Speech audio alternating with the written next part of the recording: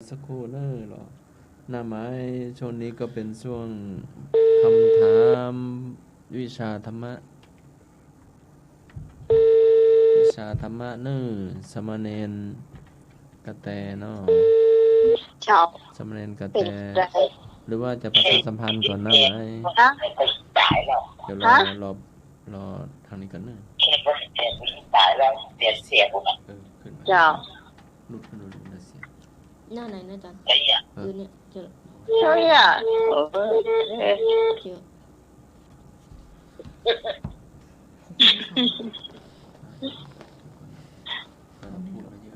ต้องทำจันทำเลยนะเดี๋ยวรอหน้าไม้ทำได้หรือยัง หน้าไม้ทำได้หรือยังครับได้เลยเนาะเอาไหมมีแฟนเนาะโทรมาใหม่เนอะ โทรมาใหม่เนอร์ครับถามได้ยังครับอย่าง เพราะเหตุใดพระพุทธเจ้าพระธรรมพระสงฆ์จึงได้เชื่อว่าสารณะกอไก่เป็นที่พึ่งที่ระลึกขอไข่เป็นสิ่งศักดิ์สิทธิ์ขอควายเป็นที่ขอพรงองูถูกทุกข้อว่าใหม่ ทบทวนนะครับเพราะเหตุใดพระพุทธเจ้าพระธรรมพระสงฆ์จึงได้ชื่อว่าสารณะกอไก่เป็นที่พึ่งที่ระลึกขอไข่เป็นสิ่งศักดิ์สิทธิ์ขอควายเป็นที่ขอพรงองูถูกทุกข้อกอไก่ โทรมาได้เลยนะเบอร์นี้ ไปเลยพ่อกอไก่ครับ กอไก่กงก โทรมาได้เลยนะครับ053-226-058ครับ053-120-525อะไรภาษาพระอาจารย์ท่านตำรวจสมุทรวิศวะวรพิโยผู้อำนวยการสถานีเจ้าภาษาท่านสมาเจ้าภาษาท่านทวัฒเจ้าภาษาลูกเป็นอะไร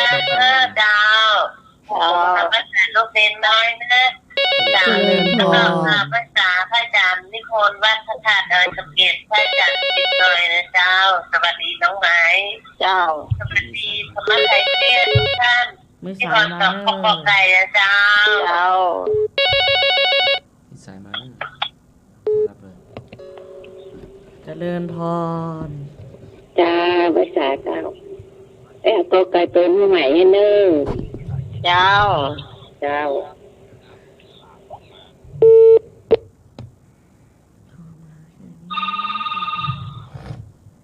เจ้า เจ้าเอาไหม เจ้า ให้ขอตัวเอาไหมเนอะเจ้า ได้เลยเจ้าโทรเข้ามาเลย เจริญพร เจ้าน้องไม้ อย่าไม่แดง แม่ตาโขยถึงน้องไหมเนอ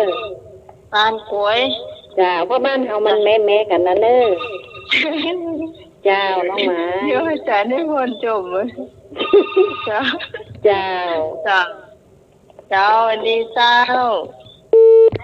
สวัสดีเจ้าที่ใหม่แบบนมัสการทุกรูปทุกองค์ทุกตนเป็นเจ้าแล้วก็นมัสการทำมันเล่นน้อยเป็นเจ้า เจริญพร ต้นฝ้าย เจ้าที่ขอตอบกับไก่นะเจ้า เจ้า มีสายเข้านั่นไหม เจ้า เจ้ามาโทรเข้ามาเลย ครับ เจ้า พ่อกอไก่ตัวคุณไม่สมัยนะครับ ไอ้นึกเจ้ามาเจ้า พ่อกอไก่กงก เจ้าตัวพวกน้องใหม่แล้วเจ้า เจ้าแม่จันทิพย์เจ้าวันนี้แม่นวลหายไปไหนเนี่ยแม่นวลไอ้พงษ์เลยไอ้พงษ์ที่มากำละเจ้า ครับไม่ทันเลย ฮะ ภาษาไม่ทันเลย ฟังคำถามไม่ทัน ทบทวนคำถาม ไม่ทันก็ฟังแหมหน่อย นี่นะ ฟังไม่ทันก็ฟังแหมใหม่เนาะ ห่างๆสีนี้ ทบทวนเลย เดี๋ยวพอ ไม่หมาย ข้าวเมื่อกี้ลืมไปเพราะว่ามันอยู่แค่แม่น้ำแดงครับ ทบทวน เจ้า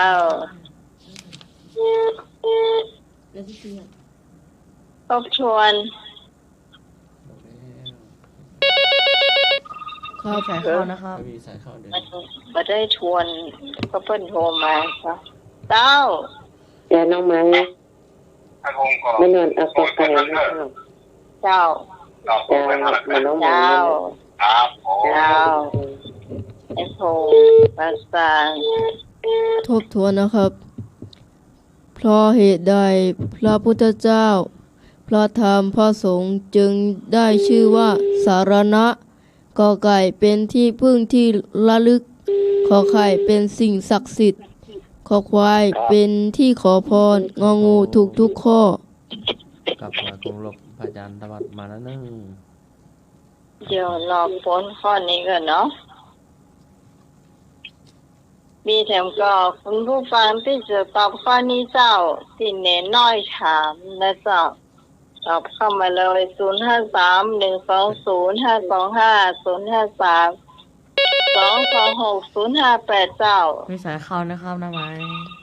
ประทับคุณก่อนเลย กอไก่กูนะครับ ก็ไก่เหมือนกันเนาะ ครับ เยอะมากเลยเจ้าจ้าอาจารย์นิพนธ์ก็ใจใจ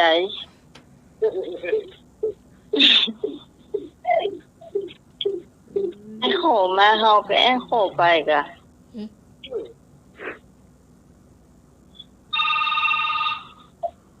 เจ้า แต่ถูกทุกข้อก็ได้ ไอ้เลย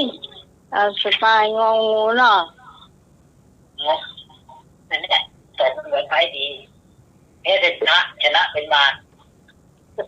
อเค แต่ตบวันเต้นเพื่อที่ว่าตบดาบเพื่อนนะเนาะจับคนเดียวดีกว่า เถอะให้จุ่มมาจอย อันนั้นเป็นการอีสานเป็นเงี้ย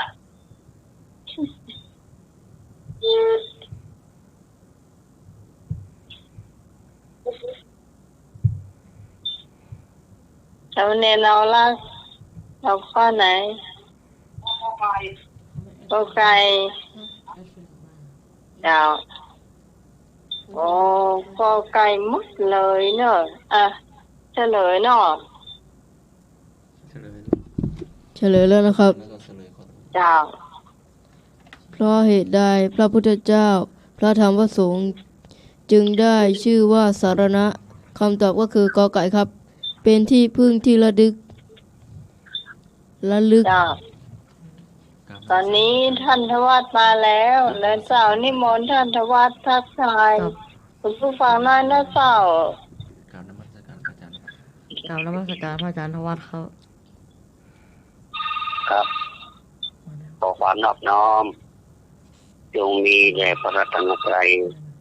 ขอโอกาสพระมหาเถระมีเจ้าคณะจังหวัดเชียงใหม่เป็นต้นเป็นประธานนมัสการท่านครูสักมุวิศวัตรวชิตโยที่เคารพครับอาจารย์สมัครที่เคารพครับ กับหอยคงลบพระอาจารย์ธวัฒน์ครับผม ครับนมัสการอาจารย์นิกรอาจารย์คริสสังโม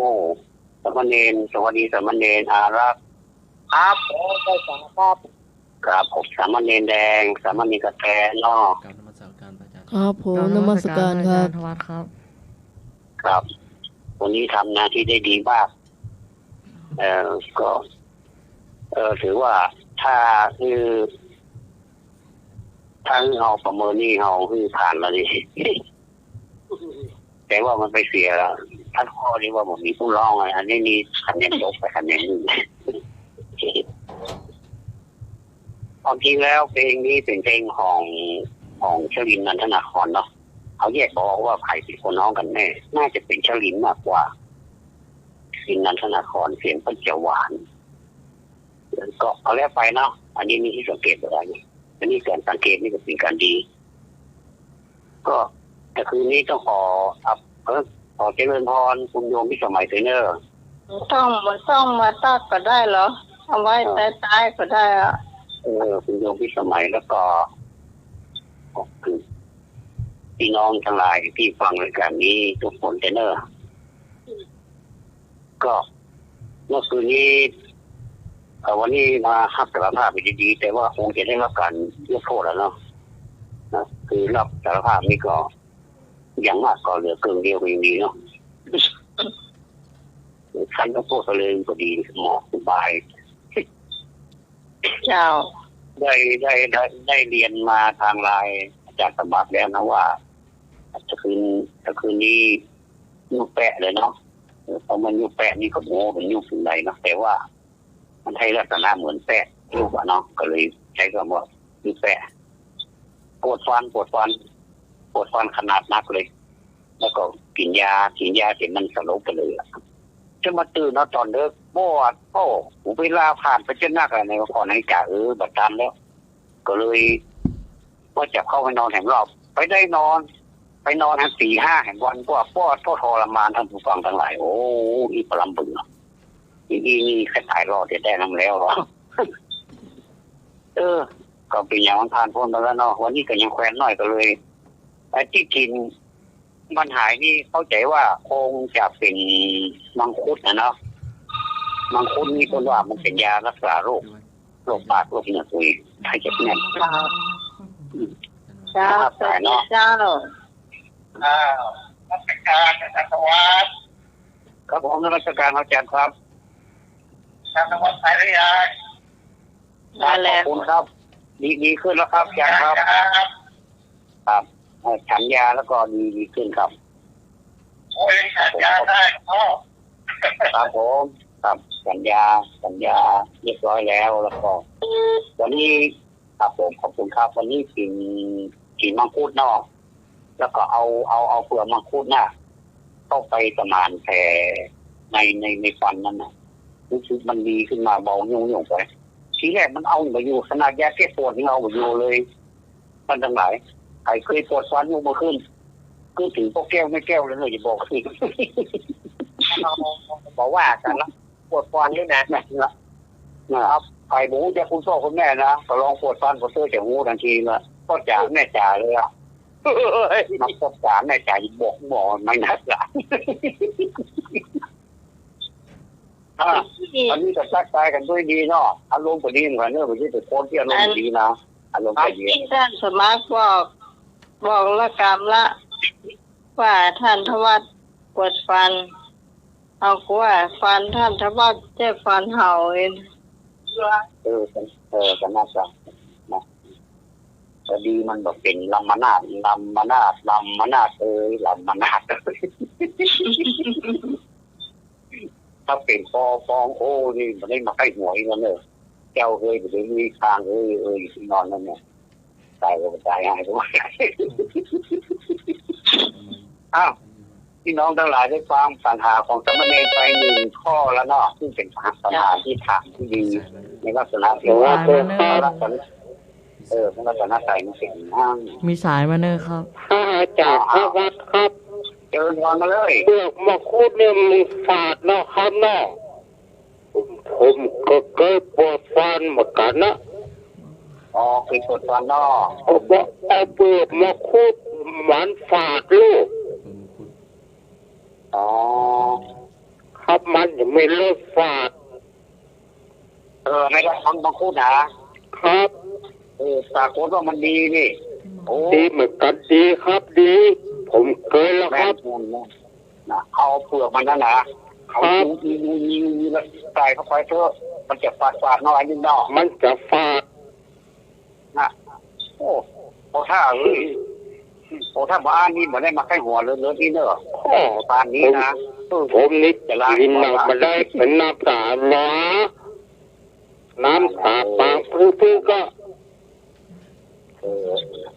ดีเนี่ยเมื่อมาพูดเนี่ยดีนะครับขอบคุณนะเยอะเด้อขอบคุณนะเยอะอันนี้อาสาสุขภาพเด้อครับขอบคุณครับจะเดินทางกับสุขภาพวันนี้เป็นข้อ 2ข้อ 2นี่เดียวกันเนอะ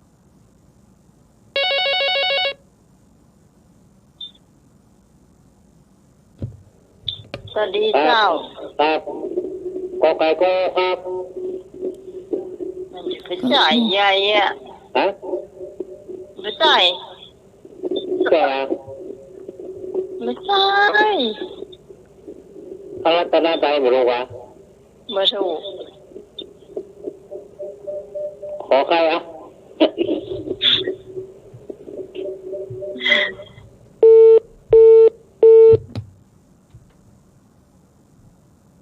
ขนาดเราแปลเพื่อตั้งต้นเพื่อหน่อยแล้วนะนอนแน่นอน ครับ พี่แปลแบบพีดหน่อยแน่นอน ครับ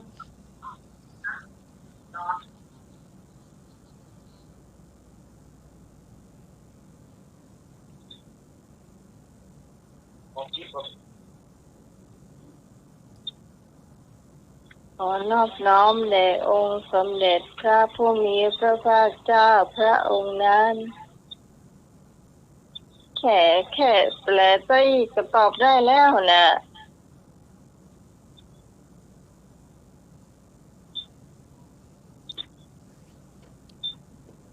เป็นไผผู้ใด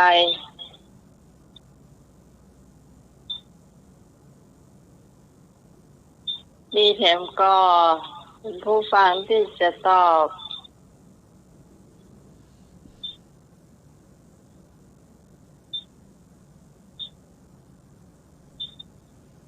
หมดแล้วค่ะ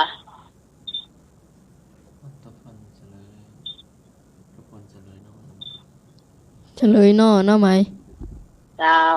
ทุกคนแล้วก็เฉลย นะโมตัสสะภะคะวะโตอะระหะโตสัมมาสัมพุทธัสสะกล่าวนอบน้อมใครคำตอบคือขอไข่ครับ พระพุทธเจ้า ดาวพระพุทธเจ้านะเจ้า เพิ่มเติมได้นะครับ มาท่านท พ วั ระอาจารย์ธวัฒน์ เจ้า เพิ่มเติมได้นะครับ อ้าวขอขยายความคนนี้หน่อยหนึ่งพระโลกถึงพระพุทธเจ้าเนาะ ครับผม ถ้าใช้คำว่าอรหังสัมมาสัมพุทโธ ครับ พระคะวาสวากขาโตพระคะวตาธัมโมสุปฏิปันโนพระคะวโตสาวกสังโฆนี้ปรารภถึงพระธรรมได้ทั้งพระพุทธได้ทั้งพระธรรมแล้วก็ได้ทั้งพระสงฆ์แต่ว่าถ้าเกียรติสักการะพระพุทธเจ้าอินะโมตัสสะภะคะวะโตนี้มีแก่พระพุทธเจ้า แต่จะใช้คำพระพุทธเจ้าในความหมายของนะโมตัสสะนี้ใช้คำว่าพระผู้มีพระภาคเจ้าท่านสังเกตดูว่าทัพพวโตพระผู้มีพระภาคเจ้าตัสสะพระองค์นั้นมันเป็นภาษาบาลีตัสสะนี่ไปอยู่หน้าของเขาพระวโตเพราะว่าภาษาบาลีคำขยายความของคุณนามเนี่ยมันเป็นพระวโตนี่เป็นพระเจ้าแต่ตัสสะพระองค์นั้นนี่มันอยู่ทางหน้าของพระพุทธเจ้าอย่างเราเหมือนภาษาไทยว่าไปตามเรียนตามนั้นใช่ว่าภาษาบาลีจะติ้งนี่เป็นความรู้พิเศษสำหรับชาวพุทธของเราทั้งหลายเนาะต่อไปจะหักมุมน้อยหนึ่งมันจะถามเรื่องพระพุทธเจ้าแล้วจะถามเรื่องการขันเข้าทีเนี้ยถามว่าคำว่าภรีนะภรีนี่แปลว่าการให้เนาะการถวายเนาะการถวายทานนะภรีเนาะถามว่าพรีใน4อย่างถามพรี4อย่างใน5อย่างข้อใดถูกที่สุดท่านเข้าใจก็หมายความว่ามันมี5อย่างแต่จะถาม4อย่างเท่านั้นเนาะพรี4อย่างใน5อย่างเนี่ยข้อใดถูกต้องที่สุดก็ยาติพรีสงเคราะห์ญาติวงเล็บเฉพาะญาติตนเองขออติภิพรีต้อนรับแขกเฉพาะของตนพออุปพระเปตพีทำบุญอุทิศให้ผู้ล่วงลับงอเทวดาพลีถวายเทวดาคือสักการะบำรุงหรือทำบุญอุทิศสิ่งที่เคารพบูชาตามความเชื่อถือจอข้อกับข้องอถูกรอบเดียวคงเข้าใจ ฟัง เนาะ รอบเหรอ สักรอบนอกพอดีมี5อย่างแต่ถาม4อย่างข้อใดถูกที่สุดก็ยาติพรีสงเคราะห์ญาติเฉพาะญาติของตนขออติธีพรีต้อนรับแขกเฉพาะของตน พออุปภาเปตปีทำบุญอุทิศให้ผู้ล่วงลับงอเทวดาปีถวายเทวดาสักการะบำรุงหรือทำบุญอุทิศสิ่งที่เคารพบูชาตามความเชื่อถือจอพ่อคอกับพ่องอถูกต้องที่เขาตอบข้อจานนะถูกข้อคอและข้องอเจ้าที่มันเป็นญาตินะ จ้าเป็นญาติครับจ้าเป็นญาติแล้วก็แล้วมันจะมีเห็มข้อหนึ่งแล้วก็น้องใหม่ก็เล็งไว้อันข้อของควายท่านอยู่แล้วก็ประเด็นไปรวมกับอยู่จอจานบุญเจ้าสับต่อกันจอจานเหมือนกันแล้วก็งูเจ้าน้องต้นฝ้ายโยมพี่พรน้องต้นฝ้ายฝ้ายเจ้ามาเลยเข้ามาเลย05312055พงป่าสร้างมาเลยเจ้าครับผมมาเร็วต่อข้อควายครับข้อควายอย่างเดียวเหรอควายจดจานครับผมมันจะรวมกันนะข้อควายครับงองูครับอีกอ่ะขอโทษด้วยนะครับผมเจ้าบอกน้ำมาไอ้พงป่าสร้างไอ้บ่าวดอกแดงส่งเสียงมาพังเนอเจ้าควายกับงองูเจ้าแม่จันทิพย์เกตอารามเจ้าเขามีด้วยแล้วนะมันรวมที่ตัวจานเนอะอาจารย์เจ้าเปิดใจโอควายก็งองูแล้วมันรวมกันแล้วเจ้าไม่ตอบแบบปรัชญาเลยเนาะก็ได้ดีเนาะเป็นไงก็กระยุ่งโทษเราละแค่นี้ก็ได้โอ้โหอย่ามาเล่าเหลือแล้วท่านใดที่จะร่วมตอบกับข้อนี้หน่อยเนี่ยดาวตอบข้อเดียวไม่ใช่ที่ตอบ2 ข้อหลวงพ่ออาจารย์นิพนธ์ยังเคยตอบ2 ข้อ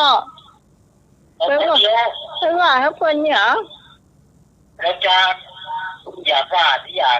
างบอกว่าอย่างก็เลยไปไอ้ขานูถวยละไปเจอยกพรก่อนได้ดีกว่าไปละเดินตักไม่ต้องมาตอนนั้นฝนเมื่อมายังมาอยู่จะไปได้แต่ว่าเจ้าของบ้านแม่จัดเนี่ยมันเลยมันแม่ลงไปมีสายเข้านั่นนะไหมฮับเลยไหนเจ้าไม่รู้ก็ขอตาเป็นงองูเนอะก็ควายเป็นงองูจอจานค่ะแม่รวมเป็นจอจานลูกเอาไปรวมแล้วเนอะแม่เจ้าเจ้าท่านทวัฒน์เจริญพรเอาไปรวมเป็นถ้วยเดียวกันละจะได้บรรลุกันแม่เอาจีจะพูดกันจีจีเจ้าจานขา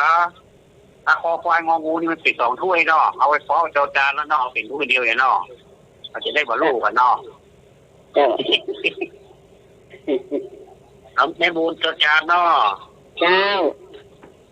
ขอบคุณอนุโมทนาเนอะเจ้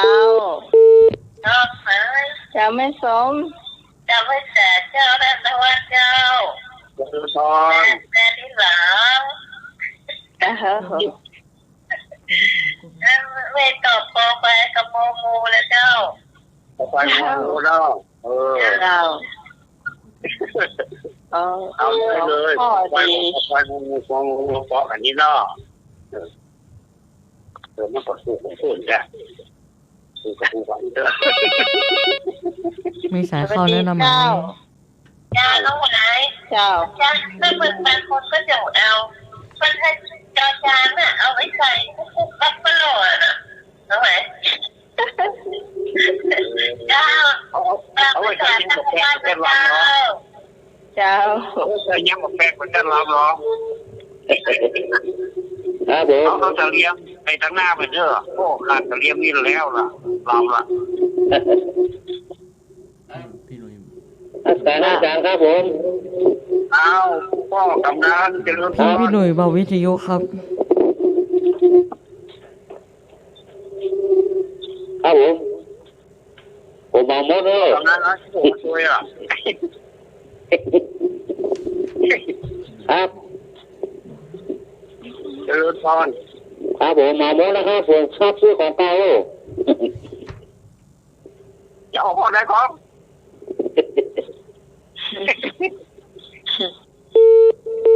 โอ้ทุกโลไปข้อใดล่ะ หมอมด หมอมดโอ้เล่นนี่หมอมดเนื้อทองเลยเนี่ย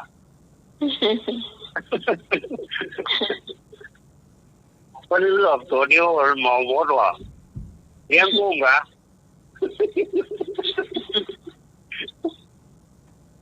เอาละไปโน่นละคนละเรื่องละละ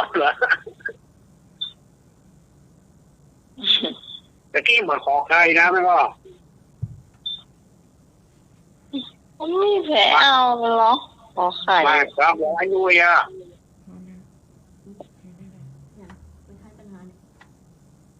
เอามายืนยันแล้วเนอะ อีกชั่วโมงนึงช่วยๆครับอีกชั่วโมง ถ้ามายืนยันนี่ก็คือเอเนอะ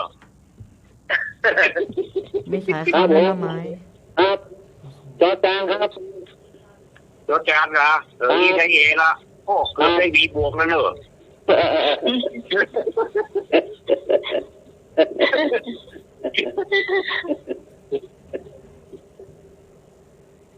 โอ้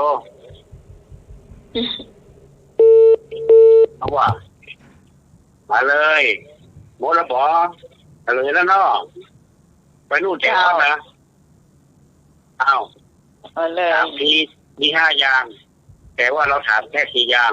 อันนี้ยกตัวให้คือถามปราณีนะนักลงไปเพราะในถูกต้องที่สุดพอยาติปีก็คือยาปีแล้วเนาะส่งข้อยากถ้ามันส่งข้อยากมาได้นี่คงจะเป็นคองอนี่แม่นนะเนาะอันนี้วงเล็บเนี่ยเฉพาะแยกของโตรั่วถ้าอย่างนี้เนี่ยแสดงว่าไอ้เป็นยุติธรรมแล้ว มันต้องส่งข้อแยกของคนอื่นด้วยก็ผมพูดติดสามีก็ต้องส่งข้อแยกของภรรยาด้วยค่ะเป็นภรรยาก็ต้องส่งข้อแยกของสามีด้วยอันนี้เป็นลักษณ์ปฏิบัติของสามีภรรยาหรือว่าญาติทั้งหลายนะเพราะว่าอย่างญาติเป็นฝ่ายพ่อฝ่ายแม่นะต้องส่งข้อหมดเลยขออีกทีปีต้อนรับแขกแต่พ่อของตนอันนี้แบบลูกรักมันจะเหลืออยู่2 ข้อนะฮะที่ญาติโยมทั้งหลายตอบมาเสียละเอียดเลยก็คือเราข้อคอและข้องออาตมาก็พอดีแล้วนะมันก็ถูกนะนี่ไปว่าในชั้นศาลมันเนาะอ้าวโมฆะเปทพลีเอาบุญอุทิศให้ผู้ล่วงลับอันนี้ผู้ล่วงลับในหมายถึงผู้ล่วงลับจะเป็นใครก็ได้จะเป็นญาติเราก็ได้ไม่ใช่ญาติเราก็ได้บรรพชนทั้งหลายที่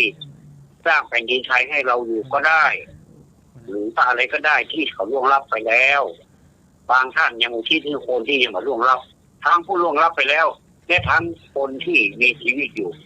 พวกถ้ามาอุทิศเขาให้หนาวเลยหรอกคืออันถ้าใจตาที่คนที่ยังมีชีวิตอยู่นี้ก็น้องว่าถวายตาไปหน้าเนาะอันนี้เรียกอุทิศเนี่ยอุทิศนี่มันคือมันของตายเลยเอาเขาบอกว่าอย่างน่ะหัวคนที่คนมาตาจะหน้าเปิดเนาะเอาเขาเลยว่าก็ทำว่าของที่โกที่เคยแล้วไปใหญ่อะแล้วก็ข้องอคือเทวดาพลีถวายเทวดาในที่นี้หมายถึงบำรุงหรือทำบุญที่สิ่งที่ควรเคารพบูชาตามความเชื่อถืออันนี้ เป็นความคิดถือของส่วนคนเขาเนาะเพราะว่าเทวดาเขาเคยหันนะแต่ว่าสักการะบำรุงที่สิ่งที่เคารพบูชาก็เราเคารพบูชาไผ่ล่ะเคารพบูชาไอ้อย่างเขาไปการตัวนี้เป็นวัดเทวตาตัวนี้ก็ทุกลงว่าจอจานนี่หมอบดเนื้อทองแต่เนาะขอบคุณที่หมอบดเนอะออกวันนี้บอกเคินสักอย่างเลยได้สตางค์เต็มเลยกำให้ที่มาแบ่งไผ่เนอะเดี๋ยวเอาไปเรียนหนังสือ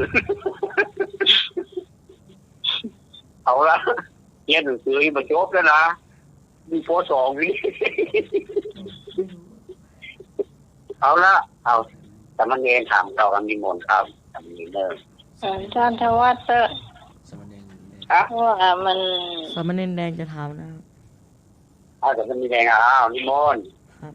เพราะว่าเวลามันเหลือน้อยเดียวเนอะสามเณรทวัตเตอร์มันสั้นดีหรอก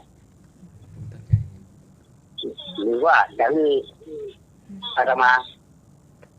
ท่านทวัตถามเขาไล่วันนี้ชา5คือการค้าขาย5อย่างในที่นี้หมายถึงการค้าขายที่เป็นอักขรณิยะสำหรับอุบาสกคืออุบาสกไม่ควรประกอบ1เอาฟอสัทธวนิชาค้าขายมนุษย์เนาะค้าขายมนุษย์สัตตะวนิชาค้าขายอาวุธมังสะวนิชาค้าขายเนื้อสัตว์มัชชาวนิชาค้าขายน้ำเมาวิสวนิชาค้าขายยาพิษถามว่าข้อใดตอบผิดอันรอบเหรอข้อจอละเอาจะเอา3ข้อว่าที่มึงเลือกเอา2ข้อหรือเปล่าอ่านสักรอบเหรอท่านทวัตการค้าขาย5อย่างในที่นี้หมายถึงการค้าขายที่เป็นอักขรณิยะสำหรับอุบาสกอักขรณิยะสำหรับตรงนี้ก็คืออุบาสกไม่ควรประกอบสัทธวนิชาค้าขายมนุษย์สัตตะวนิชาค้าขายอาวุธมังสะวนิชาค้าขายเนื้อสัตว์มัชชาวนิชาค้าขายน้ำเมาวิสวนิชาค้าขายยาพิษถามว่าข้อไหนตอบผิดถูกกว่าถ้าตอบตอบที่มันผิดข้อใดมารวมถ้วยแล้วแยกถ้วยถ้ามาข้อก็ข้อง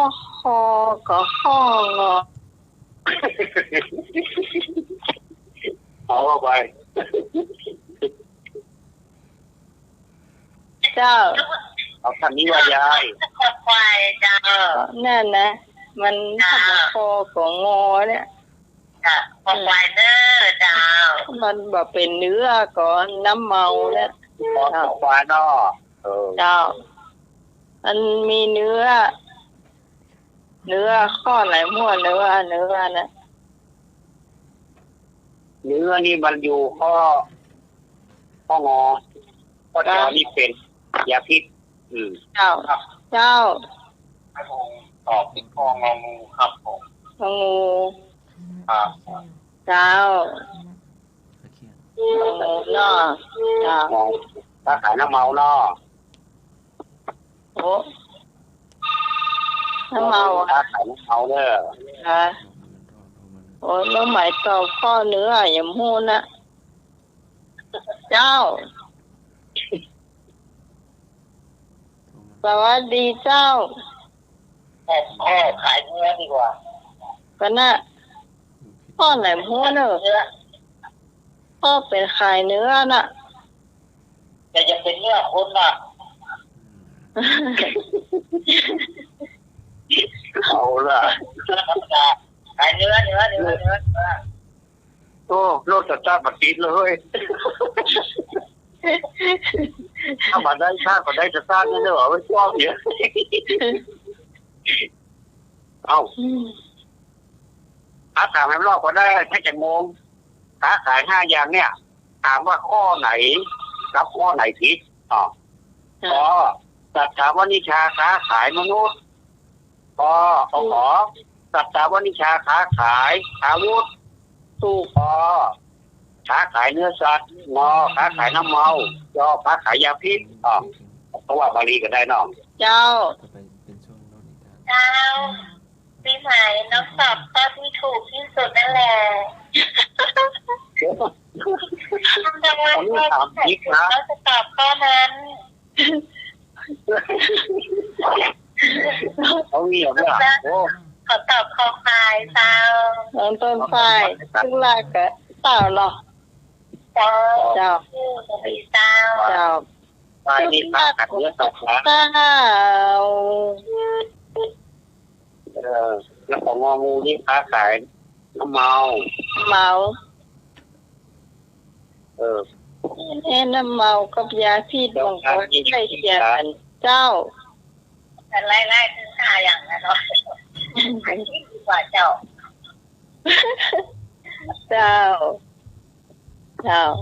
เป็นสันติเจ้าสมัครเอาน้ำมะนาวถ้าก็เอาน้ำกระชายก็ได้รอจานกระชายผสมน้ำผึ้งผสมน้ำผึ้งมะนาวโอ้ได้ครับครับแกนี่หอมแดงด้วยเนื้อกระเทียมด้วยเนื้อคือมันนะปั่นมันละเอียดแล้วก็มาคั้นที่ถามนี่ข้อกอกับข้อขออันนี้เอาซับอันเนอร์เอาเฉลยแล้วเนาะท่านผู้ฟังคงจะงงเหมือนกับคำถามชนิดนี้เนี่ยเขาถามว่าอันใดมัน8 ทิศเนี่ยนะบางสาบแปลว่าเนื้อนะมัชชาแปลว่าน้ำเมานะวิศวะนี่แปลว่ายาพิษนะวิสายาพิษวิศวะนิชานะยาพิษมันจะต่อคำว่านิชาหมดเพราะว่านิชานี่แปลว่าการค้าขายแต่มีร้านเนี่ยเขาเรียกว่าสุเทพพาณิชย์เนี่ยแต่นี่มาจากว่านิชาเนี่ยนิชาพาณิชย์เอาละ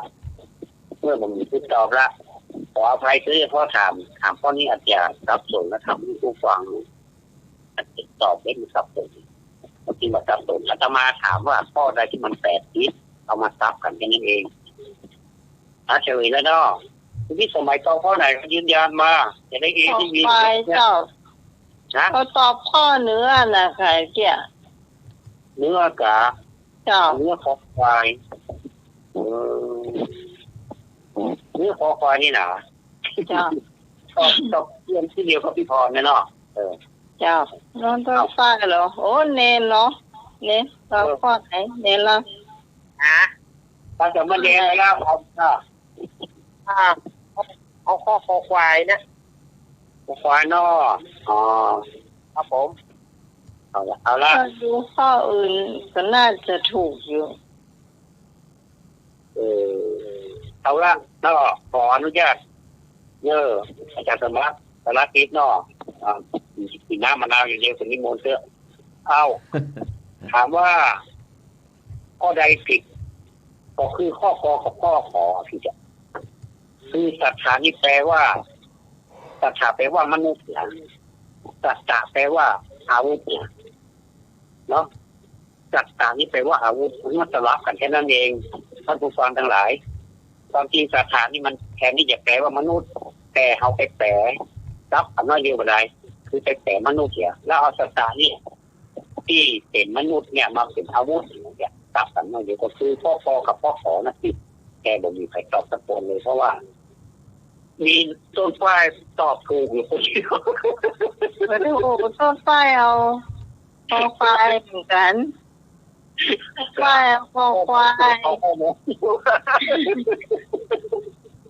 เพราะวันนี้ต้นฝ้ายมันสร้างสีสันเนอะพอควรเนอะ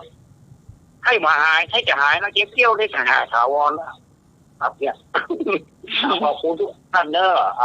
ขอบคุณเจริญพรอนุโมทนาสาธุ แล้วจะไปลืมเนอะเตรียมกรรมเก่าไว้ต่อยเนอะท่านทว่า วันนี้ก็เล่าว่าห่างกันทหารแล้วก็เอาเลยเนาะฟังแต่มันเนื้อเอานี่โมช่วงนี้เป็น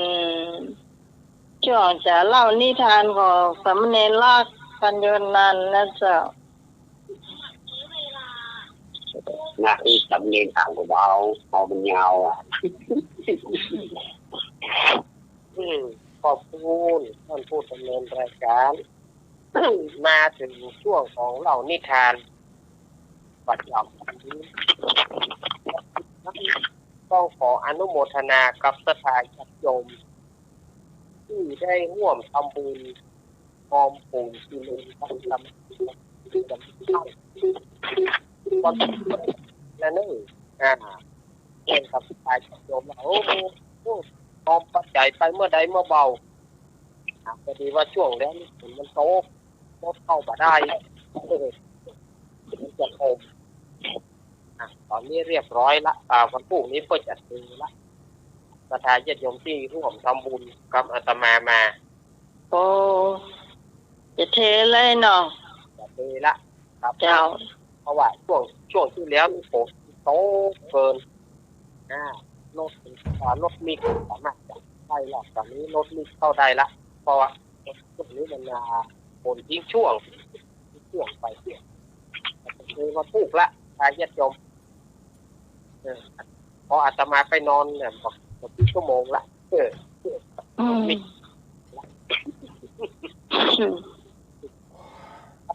สาเล่นกันเอาหมวนวันนี้ก็อนุโมทนาศรัทธาญาติโยมบางวัดบางวาเพิ่นก็อนุญาตให้ไปทำบุญบางวัดบางวาเพิ่นก็ปิดบ่ให้เข้าแต่ว่าวัดดอนตันนี่ไปอยู่เจ้าวัดอาตมาก็ไปอยู่เหมือนกันศรัทธาญาติโยมก็มาทำบุญอยู่บางวัดบางวานี่เพิ่นก็มาต้อนรับศรัทธาญาติโยมแล้วก็เพิ่นก็ปิดตะกี้ก็ครับโทรศัพท์จากแม่ดีที่อยู่อำเภอปากกางบอกว่าโอ้ยแม่กับอกกับใจไปทางวัดก็บอกให้เข้าไปทางใดคนก็บอกให้ไปอยู่กับบ้านลุกเป็นกำลังใจไม่ดีคนทำจะฟังก็ได้จะฟังก็ได้เอาละไปนักไปหายมันก็ถึงเวลาต่อไปนี้ก็จะเป็นการเล่านิทานซึ่งเป็นนิทานชาดกซึ่งบ่ยาวเท่าใดนิทานชาดกเรื่องนี้เปิดชื่อเรื่องว่าเกี่ยวกับนกที่ไถเดี๋ยวนี้พอหาประมาณละนกที่ไถประเด็นนี้เพราะว่ามันมีไห่แบบมีนาที่ไหนมีไห่มีนาก็คงจะมีอยู่นกที่ไถส่วนน้อยๆที่มันจะอยู่บนท่อนที่ไถนะจริงถ้าภาษาที่เปิ่นสละสลวยนะก็บอกนกมูลไถแต่คนเฒ่าคนแก่ก็เข้าใจละไอ้ยังนกมูลไถเนี่ยเอาก็เลยว่านกขี้ไถนั่นนะเพราะมันก็ประหยัดเกินไปหรอกเมื่อมาละในสมัยที่องค์สมเด็จพระสัมมาสัมพุทธเจ้าของเราเพิ่นได้ประทับอยู่ที่พระวิหารเชตวันในกรุงสาวัตถีมันก็บอกโป้นบอกพระเชตวันมหาวิหารนี้ยามนั้นภิกษุทั้งหลายก็มาปรารภภิกษุเจ้าทั้งหลายก็มาปรึกษามากันโดยสนาสู้กันนะฝ่ายอาวุโสท่านทั้งหลายพระเทวทัตนี่นะไปพวกหาเปิดละพระเทวทัตนี่นะบอกเขารบนอบน้อมพระพุทธเจ้ายังพระพุทธเจ้าปองให้พระพุทธเจ้าท่านว่าจะได้ขอน้ำนอบอกว่าอย่างนะท่านเอ้ยเนี่ย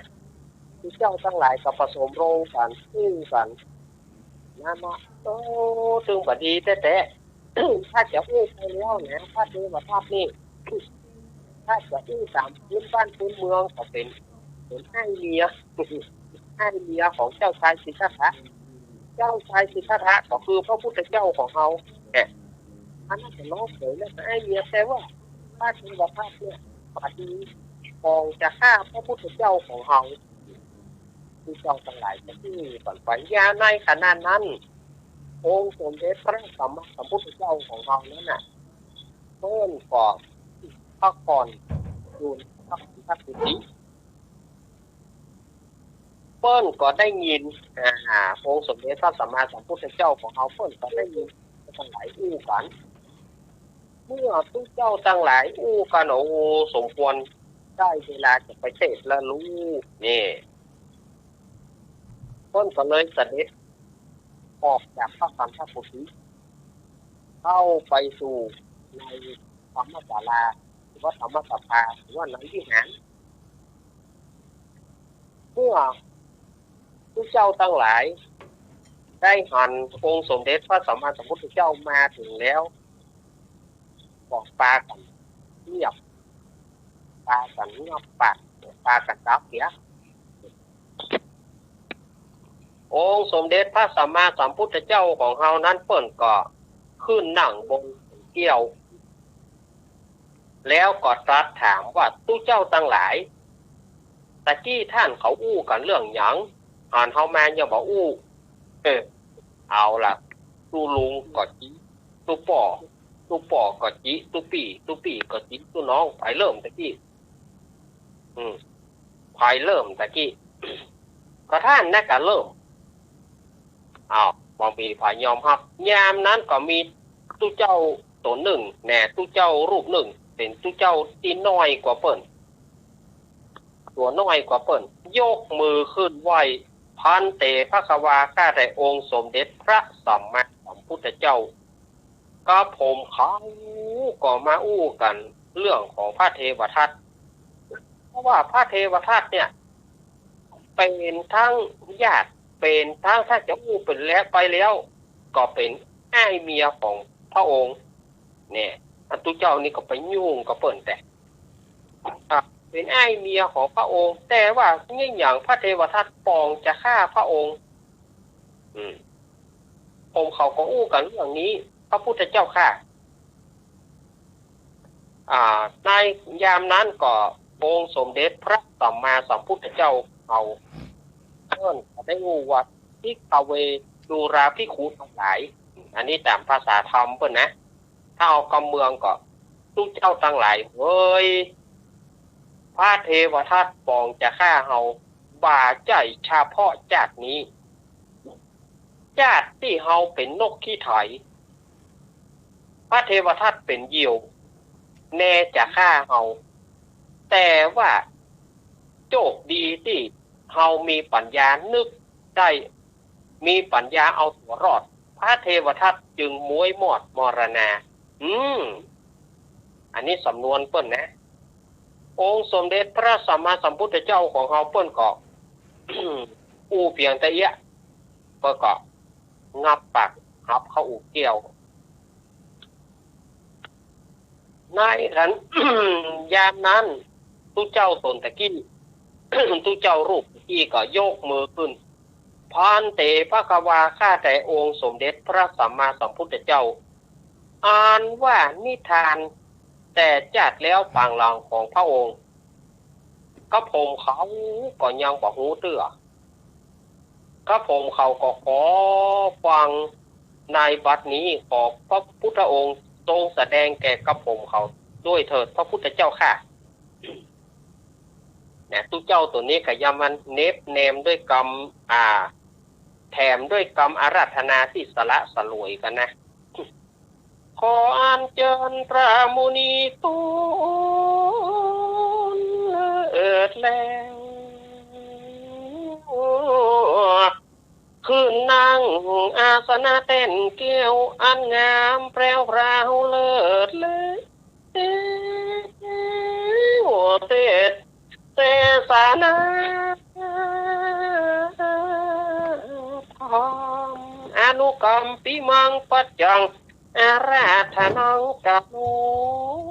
มอันนี้ ปูโจนมาขึ้นมาเด็กหน่อยปูโจนนี่นะมันไม่ใช่ปูจานนะอันนี้เป็นปูโจนมาขึ้นมาเด็กหน่อยแรงเด็กแรงหนัวแต่คำเดียวกันเนอะเวลาถ้าจะใกล้จะหมดแล้วกันนี่เดี๋ยวเขาพักห่วงบอกเนาะเดี๋ยวเขาพักคำเดียวเพราะว่าเวลามันจะหมดละเคยมันจานอะไรอย่างก็คำเดียวเวลาจะหมดแล้วมันจะเสียอารมณ์ของศรัทธาญาติโยมแป๊บเดียวเนอะแป๊บเดียวครับผมช่วงเล่านิทานเนาะ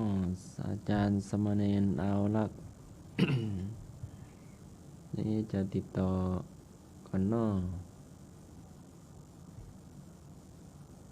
ช่วงเล่านิทานแล้วก็เป็นช่วงกรรมเก่าเนาะ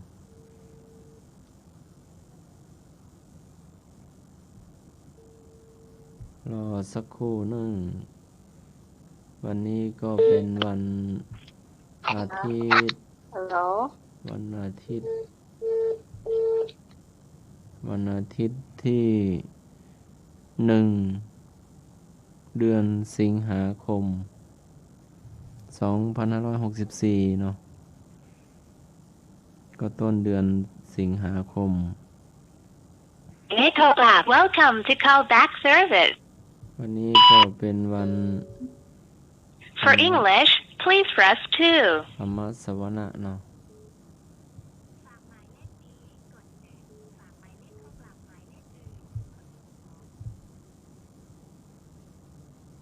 ฮัลโหล 1. ฝากหมายเลขโทรกลับหมายเลขอื่น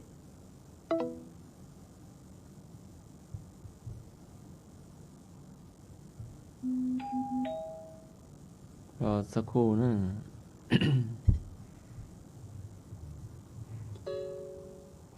ช่วงแรกก็เป็นช่วงท้ายเพลงช่วงที่2ก็เป็นช่วงคำถามวิชาธรรมะแล้วก็เบญจศีลเบญจธรรมเนาะแล้วก็ติดต่อโยมที่สายแต่สายน้ำมายังไม่ติดเนาะไม่รู้เป็นยัง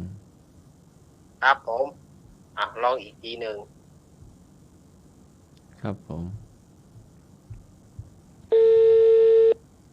นี่ก็สมณเณรอาจารย์เอาลักเนาะมาแล้วมาแล้วดูต่อได้เลยเนาะ เมื่อภิกษุหรือว่าตู้เจ้าเปิ้นได้อาราธนาเป็นที่เรียบร้อยองค์สมเด็จพระสัมมาสัมพุทธเจ้าของเฮาเปิ้นก็ได้เริ่มเทศนานะโมตัสสะภะคะวะโตอะระหะโตสัมมาสัมพุทธัสสะนี่ลุยเดิกมานี่เสียงแค่แต่ มีไปอ้วนคนเดียวเนาะ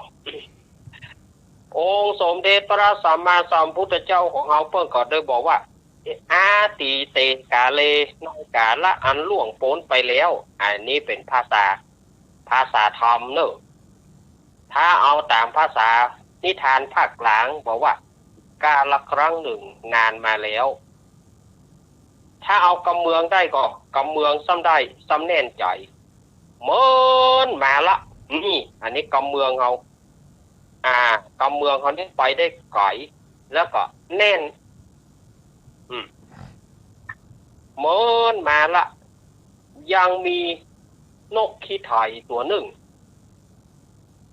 นกขี้ไถตัวเนี้ยอาศัยอยู่อาศัยที่ตรงนาอาศัยหากินอยู่กับก้อนขี้ไถหากินจริตแมงจรหากินแมงสัตว์เล็กสัตว์น้อยต่างๆนกขี้ไถตัวนี้ก็พ่อเปิ้นสั่งเอาไว้ว่าลูกเขย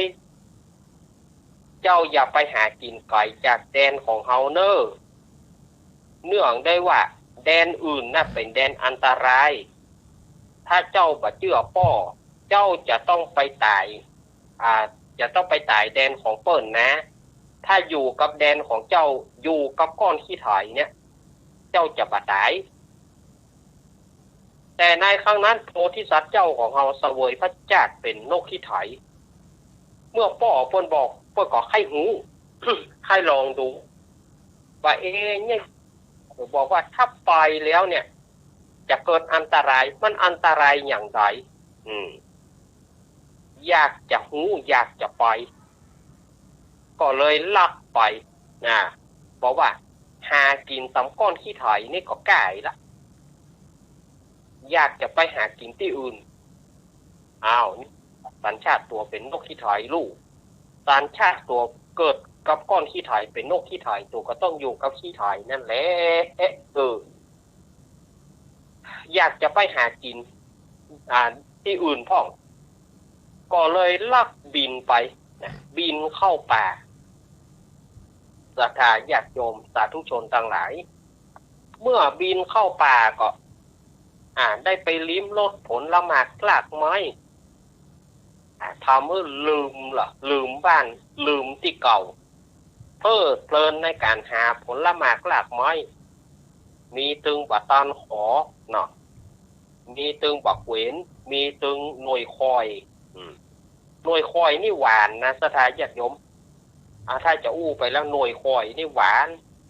หน่วยน้อยๆดูเอาหน่วยบักแขวงท่านนะอธิบายไปเรียบร้อยนะหน่วยคอยป้องหน่วยบัตตากบป้องเนี่ยหน่วยนั่นหน่วยนี้ก็หากินไปโดยบัตตันระวังว่ามีเหยี่ยวหรือว่าบ้านเฮาเมืองเหนือเฮาหวานแหลวมีเหยี่ยวหรือว่ามีแหลวตัวหนึ่งปุ่งทะยานเข้าจับนกขี้ไถทันทีเมื่อจับแล้วก็กีบเอานกขี้ไถเนี่ยกีบด้วยโกงเล็บขึ้นไปบนอากาศนกขี้ไถก็เลยบอกว่าโอ้ยตายแล้วอีป้อยแม่ช่วยกามเอาล่ะ คนเฮาที่ถ้าถึงจะตายมานี่จะหูกึดถึงพ่อถึงแม่ขึ้นมาพ่อแม่ช่วยกามลูกจะตายแล้วเนี่ยว่าแล้วกับตำหนิตัวเก่านะที่ไถโพธิสัตว์นี่เนี่ยคนเฮาเหลือกำพ่อแม่สอนไว้ว่าจะไปมาเฮาก็ยังดันทุรังมาอยู่นี่นะถ้าเฮาอยู่ถิ่นเฮาบ่ตายเป็นด้วยเฮามาที่นี่แหละบ่ใช่ถิ่นเฮาถึงจะต้องพ่ายแพ้กับนกอินทรีหรือว่าเหลวตัวนี้ถ้าเฮาไปแดนเฮาบ่ตายนี่หรอกยามนั้นเหยี่ยวก็ถามขึ้นมาว่า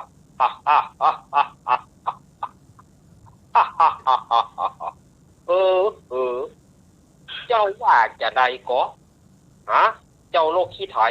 ไอตัวกระจิตริดกระจ้อยร้อยเจ้าว่าจะใดก็เจ้าว่าถ้าเจ้าอยู่แดนเจ้าจะบ่ตายยังอันกะ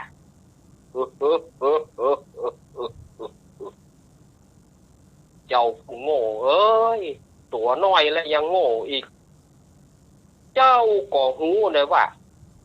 นาสัตว์ในโลกเนี่ยไผที่ไหนจะสู้โกงเล็บของข้าได้ซึ่งข้าได้ชื่อว่าใหญ่กว่านกทั้งหลายไอ้อย่างเล่าจะมาหนีรอดพ้นสายตาข้าจะหนีไปสุดราฟ้าเขียวก็สู้ข้าบ่ได้หนีข้าไปบ่พ้นเพราะว่าข้าอยู่ทางบนตาข้าสูงแล้วนับภาษาอันยังนกตัวน้อยขนาดเจ้าเนี่ยบอกว่าถ้าอยู่แดนเจ้าบ่ตายเจ้าผู้โง่ฝันเพ้อไปได้ข้าบ่ได้ฝันเนี่ยนกขี้ไถก็เถียงขึ้นมาข้าบ่ได้ฝันอันนี้สัจจะเป็นความจริงข้าสาบานได้ถ้าข้าไปอยู่แดนของข้าแล้วข้าจะบ่ตายข้าจะบ่ถูกท่านทิ้ง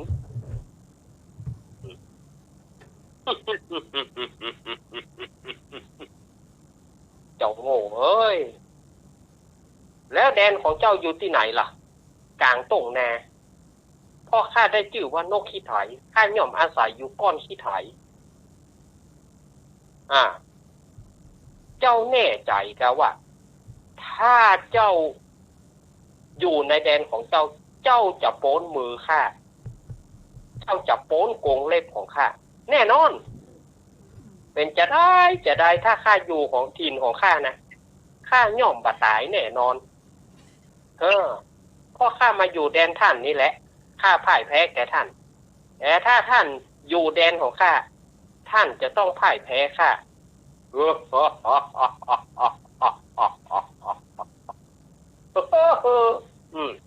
สลิดตายได้สลิดตายว่าดีนะข้าจะพาเจ้าไปในดินแดนของเจ้าแล้วเขาจะได้รู้กันว่าระหว่างเจ้ากับข้าน่ะใครจะกว่ากันเอาเลยถ้าข้าไปแดนของข้านั้นแล้วท่านก็จะรู้ว่าเป็นจะได้ได้ดูแล้วว่าเจ้ากับข้านั้นน่ะใครจะแน่กว่าใครเ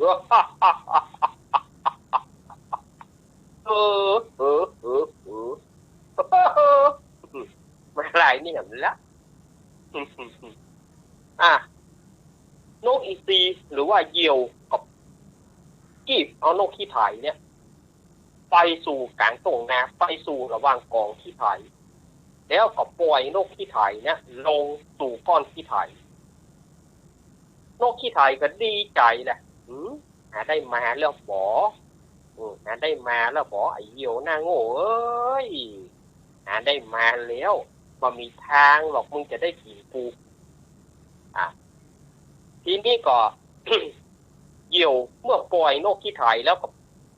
บินขึ้นบนอากาศบินจนสูงสุดบินจนสูงที่สุดแล้วก็ถามนกขี้ไถว่าจะเอาก็แน่จริงก็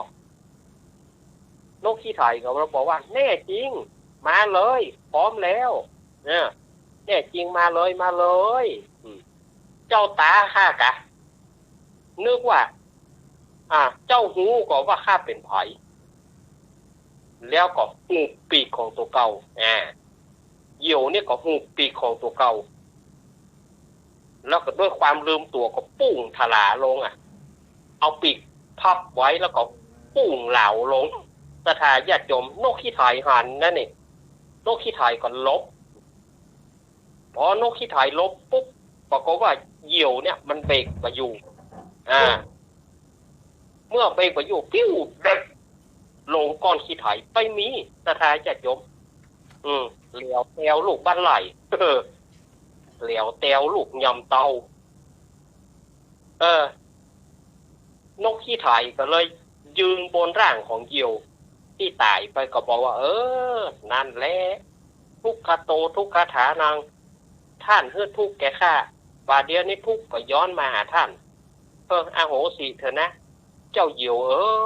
ไปดีมาดีไปสู่ที่ชอบเถอะธรรมเทศนาหรือว่านิทานเรื่องนี้ก็จบลงก็แฝงด้วยคติเตือนอกเตือนใจว่าเนาะพัดตั้งหลายอยู่ในถิ่นของเขาจะหู้ที่มาที่ไปเขาจะหู้ทางหนีทีไล่อย่างว่านกขี้ไถไปหาเหยี่ยวมันเหยี่ยวมันหู้ถิ่นของมั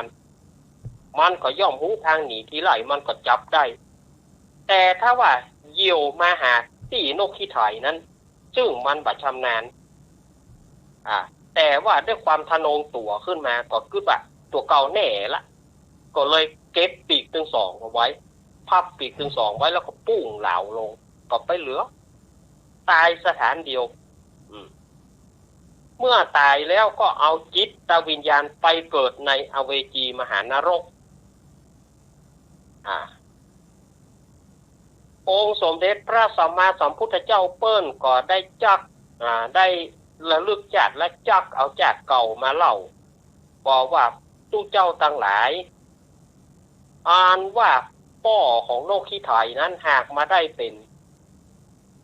พญาสลีสุโธทนะอันเป็นป้อแห่งเฮาตถาคตส่วนว่าแม่นกขี้ไถนั้นก็ได้แก่พระนางสิริมหามายาอันเป็นแม่ของเฮาตถาคตในจักนี้ส่วนอันว่าเหยี่ยวหรือว่าเลวตัวนั้นก็หากได้มาเป็นพระเทวทัตในจักนี้ส่วนอันว่านกขี้ไถตัวนั้นมาถึงในจักนี้เอวังโลกนาโถหากบ่ใจไผหากได้เป็นเฮาพระตถาคตอันเป็นที่จังที่เปิ่งแห่งโลกทั้งสามในกาลบัดนี้เมื่อจบพระธรรมเทศนาเหล่าบรรดาพุทธบริษัททั้งสี่พุทธบริษัททั้งสี่ก็คือภิกษุภิกษุณีสมัยก่อนเพิ่นจะมีตู้เจ้าไม่หญิงเนาะสมัยก่อนเพิ่นมีตู้เจ้าไม่หญิงเรียกว่าภิกษุณีภิกษุภิกษุณีอุบาสกอุบาสิกาและเหล่าเทวดาทั้งหลายก็ได้ถึงธรรมวิเศษมีประเทศว่าโสดาสกิทาคาอนาคาอรหันต์ตามปุณสมปานแห่งตนตัวได้กระทำในจักรก่อนปังหลังก็มีหั่นแลนาการเล่านิทานและการเทศนาธรรมก็จบด้วยประการชนี้เอวังก็มีประการละชนี้แลเดี๋ยวลงกาบไว้หน่อยกะลงกาบไว้หน่อยลงกาบเนาะธรรมะเทศนาผู้ตัง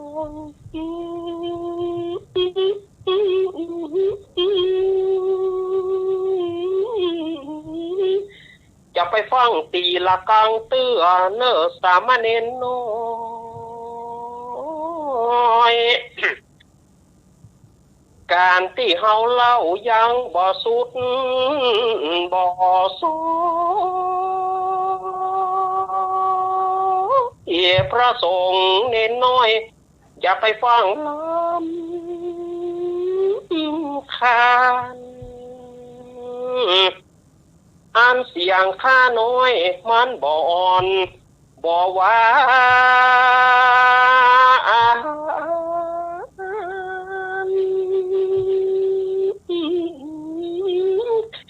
ฟังเสียงเหมือนจานที่มันแห้งแตกบางศรัทธาตั้งหลายที่ฟังรายการธรรมะคลายเครียดอย่าไปผ่ามาจะไปฟังจังคนเล่าเนื้อนี่ขอบคุณท่านผู้ดำเนินรายการโยมปีพิสมา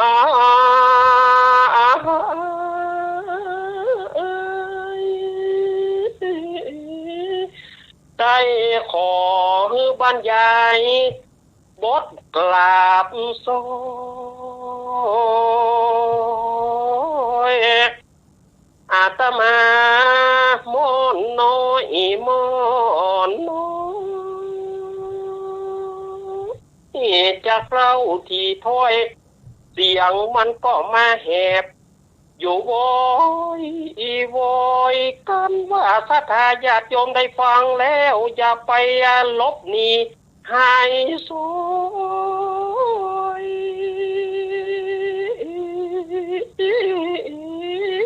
อย่าหนีไกลจ้อยวอยจากคลื่นธรรมะคลายเครียดเนิ่นเจ้าในกาหราบาดนี้แล้วโอ้อาตมาหนุ่มเน่าจะขอยอบย่างก่อนแลนะนายก็บังคมสมเพศสเดชสาธุที่ขอลงกราบนี่พ่ออย่างว่าไอ้หนุ่ยเปิ้นจังบอกเขาปีว่าฉาบนี่มันเป็นจะได้ลองว่าลองอย่า สุดไปได้ยี่จ้ะกาบก็คือบดมันเป็นบดข้าวแต่ว่ามันจะมีบดขึ้นลง อันนี้ไหนได้มาวันนี้ขอเวลาเอาถึงเรื่องกาบคำว่ากาบเนี่ยมันก็จะมีขึ้นบดลงบดสวายถ้าบดสวายนี่คือจะได้ก็จะขึ้นมันจะลงไปว่ายเหมือนกับเราว่ายน้ำแล้วมันจะมีแต่ละทำนองทำนองแต่ละทำนองจะบ่เหมือนกันอย่างเช่นทำนองนกเขาเหินต่างเมืองแปะเมืองน่านก็แถมแบบหนึ่งฉบับลำปางก็แถมแบบหนึ่งฉบับเชียงใหม่โดยเฉพาะอย่างยิ่งกาบฉบับเชียงใหม่เนี่ยจะมีหลายสำนวนเช่นว่าสำนวนโกงเฮียวบงหรือว่าโกงเรียวบงอันนี้จะใช้เสียงขึ้นอย่างเดียวอย่างยกตัวอย่างอาตมาจะเอากาบศีลห้าอันนี้จะเอาแบบโกงเฮียวบงเนี่ยจะลองเอามาว่าพอ โอ้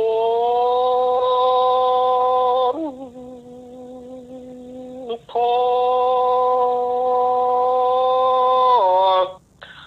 เมนาโธ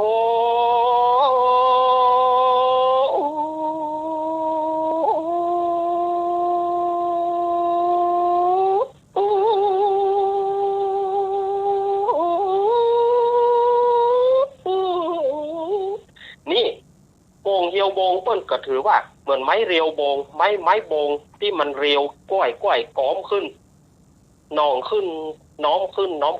นถ้าทำนองเป้าป่วยใบเป้าป่วยใบมันก็จะมีพอเอาพระพุทโธ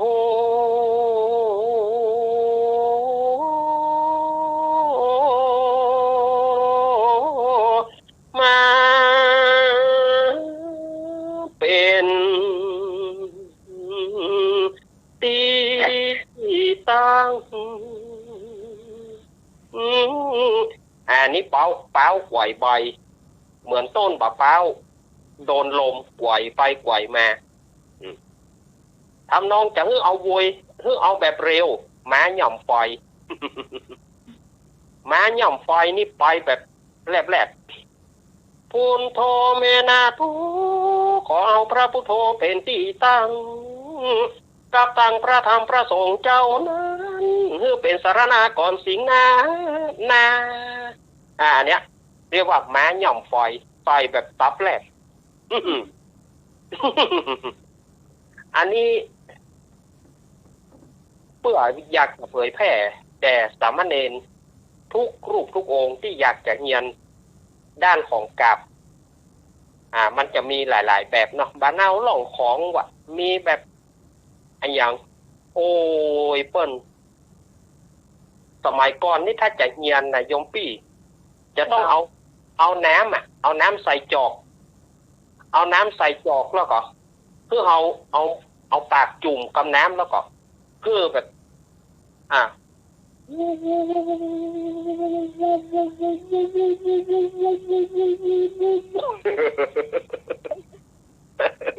ปากจุ่มในน้ำทดลองปอดแข็งแรงก่อนปาโถมันจะง่ายๆฉะนั้นเวลาที่เปิ้นจะเทศทำมหาราชจะเทศทำมหาจารย์เวสสันดรชาดกก็จะต้องหาเน้นน้อยถ้าเน้นน้อยเสียงดีๆเสียงหวานๆเนี่ยหลักสักการะนี่จะไปบอกฝ่ายเลิกแต่ประเดี๋ยวนี้เฮามันคนเท่าละเสียงมันบอกให้ปล่อยละอยากจะได้เหมือนกันอยากจะลูกเน้นเถนน้อยได้สืบกันไป ถ้ามีลูกเนนองค์ไหนที่เสียงดีๆแล้วอยากจะเฮียนลุงก็พร้อมจะถวายเนอลูกเนนเนอว่าไปว่ามาลูกเนนหนีไปหมดเนาะไอ้หนุ่ยได้ยินแล้วก็โทรเข้ามาเนอะมาไปคู่กันมาลุงนุ่ยแม่หันมาได้หันไม่ใช่ว่าอาจารย์ได้ชมค่ะเจ้าแท็กซี่ช่วยไม่ได้เลยต้องให้เขาละครับเอาลงแท็กซี่ไปด้วยไม่ได้เลยได้แต่ได้ครับผมครับรถติดเดี๋ยวจริงนี่หรอเดี๋ยวจริงนี่เนาะโอ้ตอนนี้มาละสถานญาติโยมเปิ้นมาเนาะไปแล้วนี่เนาะได้เลยเอาเด้อได้ยินหรือยังว่าเป็นขึ้นกับเจไดแล้วจะไหวจ้าใจพลังตอนที่ทำงานพลังปรับเนาะพลังเสียงเนาะครับหูตาครับครับผมครับดีเลยครับวันหลังปุ้นใกล้เดือนอีเปงปุ้นก็เอามาว่ากันเป็นชุดใหญ่เลยครับใกล้ปุ้นช่วงกฐินปุ้นจะได้เอามาเล่าแบบชุดใหญ่เลยเนาะครับผมนี่ก็รามที่นายนี่ก็ดีมีสติของเราครับมีสติเนาะการลงที่ถอยเนาะมันไปทินวัดน้อยกับวัดไงวัดในวัดมันนอกก็ต้องซื้อวัดเมืองได้เนาะจันอาจารย์ง่วงไปโรงเรียนอ่ะคุณเจิงฝ่ายเจิงมันเนาะวัดเก่งนั้นผู้คนแบบเก่งนี่ผมก็ไม่น่าไปครับผมครับ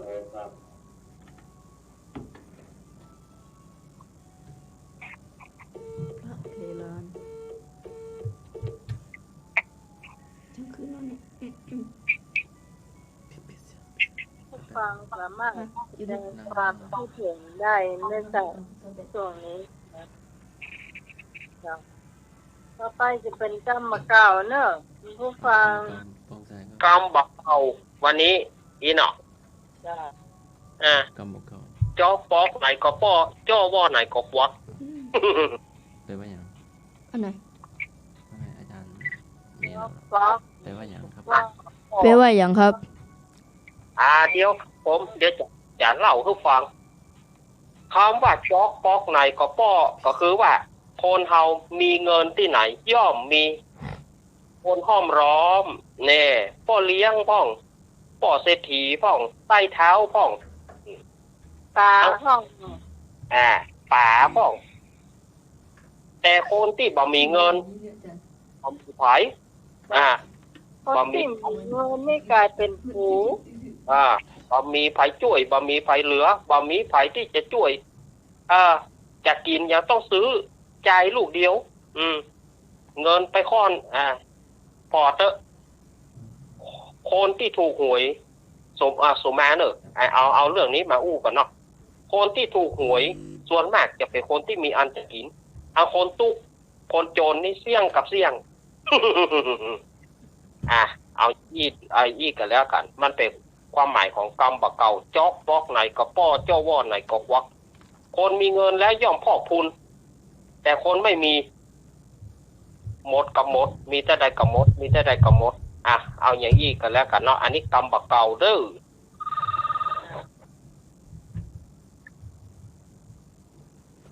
เจ้า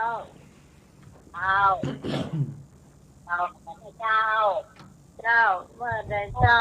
เป็นเจ้าฮะ ไอ้ขัวแบบโคตรสังคมอย่างก็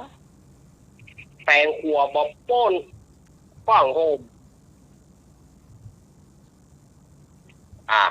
แปลงขัวบอบป้น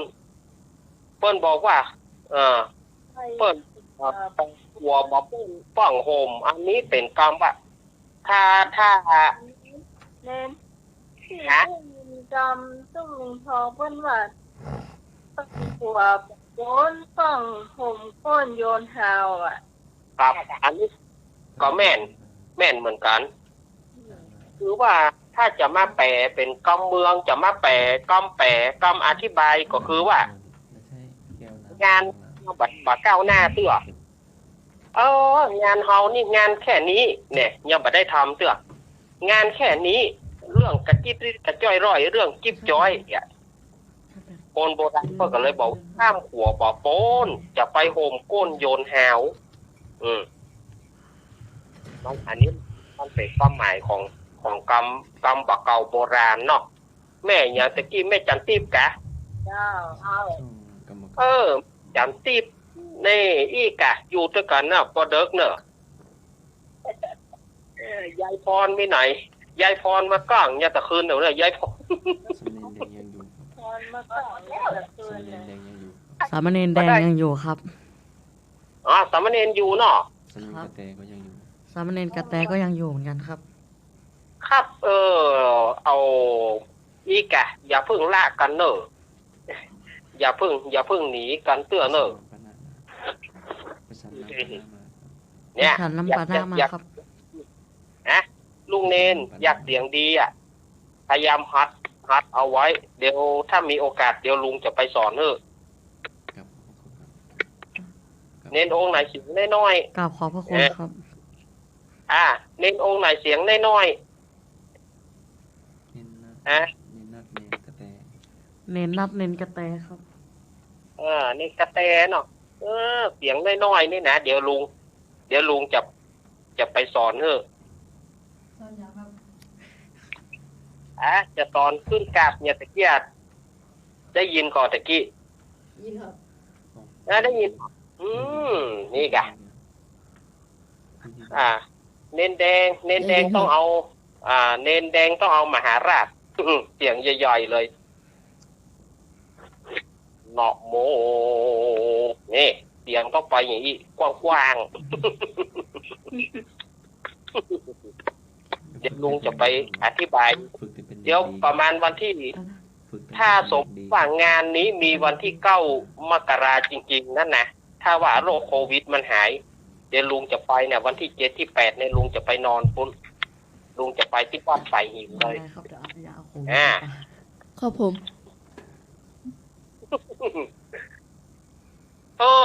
พระแม่จันทิพย์ไปได้เหรอไปมาละแม่จันทิพย์ไปแล้วกันเนี่ยละครับไปหัวพวงยังนกมันที่ถ่ายครับโยนยังนกที่ไข่เขาโยนเนาะแต่ขวาบุพ่นก็เอาพ่นเนาะฉลาดหรอครับมาดูถูกผมได้เนาะครับอย่างนั้นมวยหาผู้ตัวน้อยแล้วมาถึงก็ตั้งก็เถียงเลยโอ้ตัวน้อยนอกเปียกจะละเนี่ย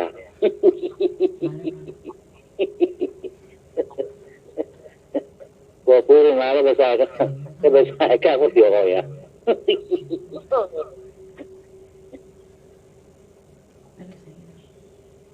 กำนี่หนาไว้เลยกำนี่นะเมื่อนั่นแหละกำมาเก่านะกระโลง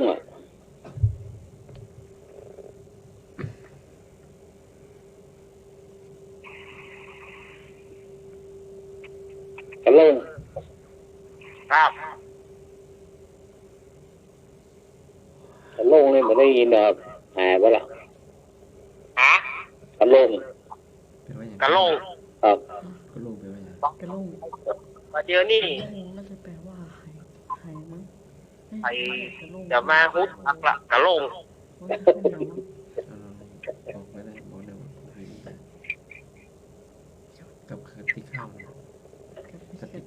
เข้าจังอะกระลง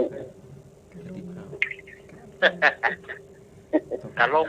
กะโลงเปล่าก ระติบข้าว ครับ กระโดดมาเป้า กระโลงมะเป้าเนาะ กะโลงเปล่าเพิ่นแต่ก่อนเพิ่นเคาะไอ้กำหรอกถ้าจะเล่นซ่อนหานี่เพิ่นเอาเคาะเอาไม้ไปเคาะไอ้กำ4 5 4 6 7 4 8 9 10 100ซ่อนหาเนาะเล่นตามหมอบเนาะคนเมืองเขาว่าเล่นตามหมอบหรือว่าเล่นซ่อนหาเนี่ยม่วนเคาะกะโลงกำ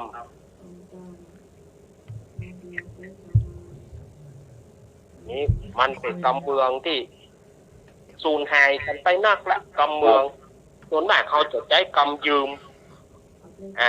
กำยืมขึ้นมา ปลาอ๋อ ครับ ปลา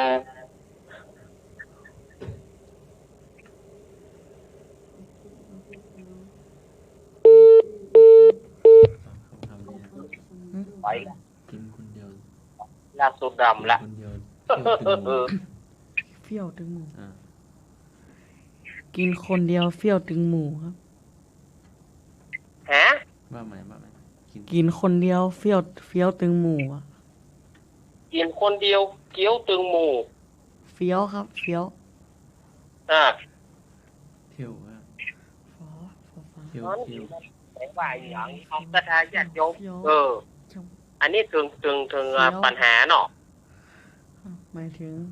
เอาก็ หมายถึงตนเองไปก่อเรื่องไว้ชาติที่พี่น้องหรือผู้ใกล้ชิดต้องมารับผิดชอบสะสางปัญหาแทน เออ เก่าจึงว่าก ำบะเก่าจึงว่ากินคนเดียวเฟี้ยวตึงหมูครับ เที่ยวตึงหมู เพี้ยวตึงหมู การนำ เกี้ยวตึงก็คือกินคนเดียวแล้วคือเปิ่นเก็บคือ การ เก็บกำเนิด การนำเอาไปใช้ การนำไปใช้อย่าไปก่อเรื่องเสื่อมเสียให้ผู้อื่นต้องเดือดร้อน มาคอยแก้ปัญหาให้ครับ ครับผม สุภาษิตคำอำเภอ เทียบสำนวนสุภาษิตคำบังเพย ภาคกลาง ไทยกลาง เอาตัวรอด เอาตัวไม่รอด แม่น เทียบกำบะเก่าเทียบกำบะเก่า เทียบเคียงกำบักเก่าคำไทยกลาง กินคนเดียวทั้งหมดต้องมาเก็บกวาดให้ ก่อนนานนะตามโบราณก็ถือว่ากินคนเดียวเกี้ยวตึงหมูเพื่อคนอื่นมาทำเพื่อตัวเก่าไปแล้ว กินแล้วปัดโค่นโล่นแล้ว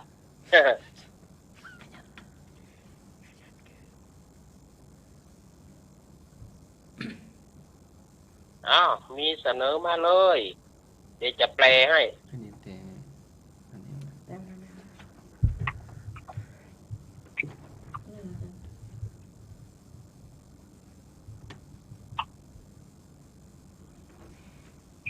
พอจำก็ ครับผมเกิดนะอันรับสาย ที่สมัยดักปิ้ง ผมว่าโจปี้เฮามีไหนประเดี๋ยวนี้ รู้แล้วก็ นี่ทุกคนเงียบไปซื่อ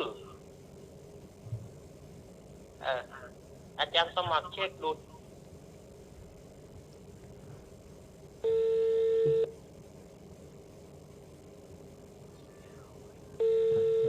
กินได้เอาไว้ในไหมาเลย กินได้เอาไว้ในไห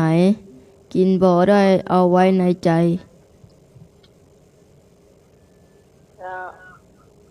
เอาทุกคน กินได้เอาไว้ในไหกินบ่ได้เอาไว้ในใจ หมายถึงเรื่องที่ก่อให้เกิดการทะเลาะแบะแว้งเกิดขัดแย้งกันไม่ควรนำมาเป็นหัวข้อ สนทนาพูดคุยกำบ่าเก่าจึงว่ากินได้เอาไว้ในไหกินบ่ได้เอาไว้ในใจ การนำไปใช้พูดจาในเรื่องที่สร้างสรรค์ เทียบสำนวนสุภาษิตคำพังเพยไทยกลาง น้ำขุ่นไว้ใน น้ำใสไว้นอก ครับผม เยี่ยม อันนี้มันบังไม่เห็นอะ เจ้าช่วงนี้เป็นช่วงอย่างอ้อแล้วเนาะ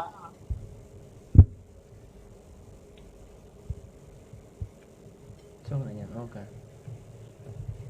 อืม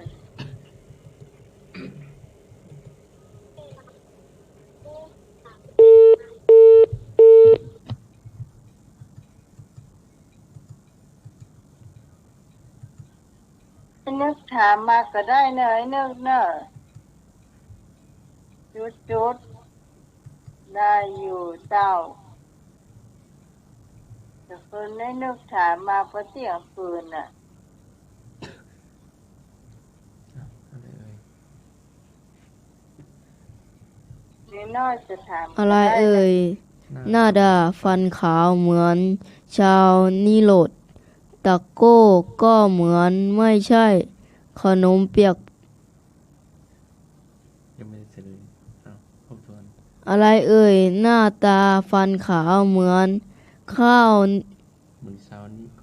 เหมือนชาวนิโก ตะโกก็ไม่ใช่ ตะโกก็ไม่ใช่ อ่า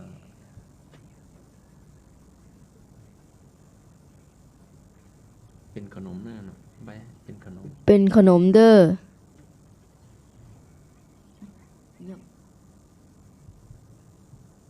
เป็นอย่างนะ เอาทุกคนคำถามอะไรเอ่ยหน้าดำฟันขาว อะไรเอ่ย หน้าดำฟันขาว เหมือนชาวนิโก เหมือนชาวนิโก ตะโกก็ไม่ใช่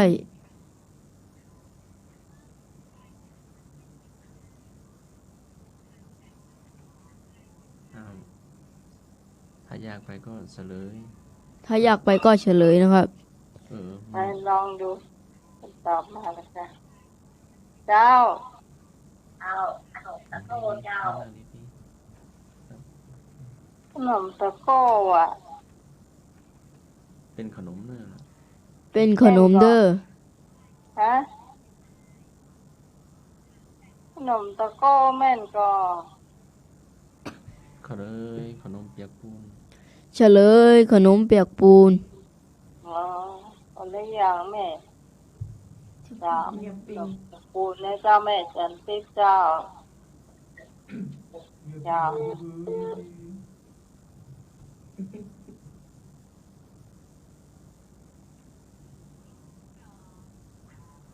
อ่ะมีสายมาเนอะ มีสายมาเนอร์ เอากดเลย ครับเลยครับเลย ครับ เจริญพร ไอ้ฮะ เจริญพร ไอ้ฮะหน้าตาดีแต่ใจด เนี่ยอีกาละอีกา อีกาครับ ำหน้าตาดีแต่ใจดำของกินนะ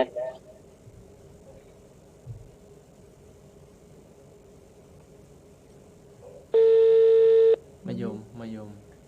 มังคุดตอบเลยมังคุด มังคุดครับ มาคุดกับประเทศครับ อืม สายเลยนะ จ้าอืม หน้าตาดีจิตใจดำมาตอบเลย หน้าตาดีแต่ใจด ไหน คนอาจารย์ดี มาแค่ไม่ค่อยดูโทรศัพท์เวลาดูเจ้า เราเอาใส่ยำเจ้า ฮะ เราเอาใส่หลานเจ้า เปล่าใส่ถั่วค่ะ ำครับถูกต้องครับ ต้องแน่ ตอบว่าอะไรนะ ต้องละ ตอบว่าอะไรนะครับ เปล่าใส่ถั่ว อ๋อสลับ เจ้าระวังเนอะ อะไรเอ่ยมีก็อ๋อ แล้วคำถามกวนๆนะคะเนี่ย ทำอะไร รู้ไหมใครเป็นพ่อของพลอย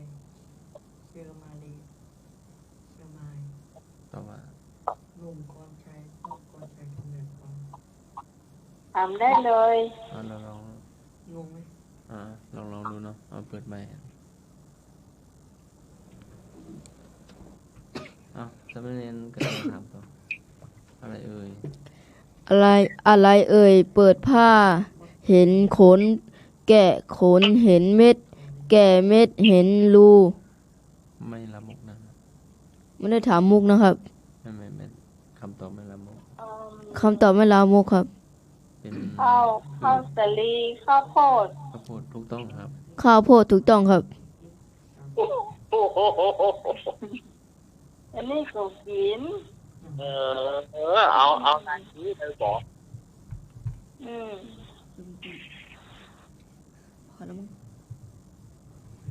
ยังกินมมดแล้วอันเหลือห้าม ต้น วาง ใบ เลย ปกดินอะไรเอ่ยต้นเท้าโคกใบปกดิน อะไรเอ่ยต้นเทาครกใบปลกดิน ต้นเท่าโคก ใบปกดิน ใบปลกดิน ตะไคร้ถูกต้องครับ ถูกต้องครับ ตะไคร้ ตะไคร้ ตะไคร้ ต้นเท่าขาใบวาเดียว ต้นกล้วยใบตอง ถูกต้องครับ ญาติโยมท่านอื่น ญาติโยมท่านอื่นจะมีอะไรถามไหมครับ เปลี่ยนกันเนาะ เตรียมได้นะครับ ต้นเท่าแขนใบเรนเซียวต้นเท่าแขนใบเรนเซียว มาแล้วประทายญาติโยมเพิ่นจะตอบ เจ้า เจ้า เจ้า เจ้า คนน้อยเจ้า ต้นอ้อยนอเจ้าถูกต้องเจ้า โอ้ต้นอ้อยนี่เนาะ ต้องเจ้า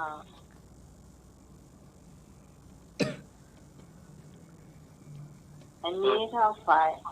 ฟังรูปทองเมื่อเช้านะจะได้ยินคำถามนี้เนี่ยคำถามไหมคำถามของน้องป๊อบจำมาแล้วก็เดี๋ยวก่อน อืม เจ้า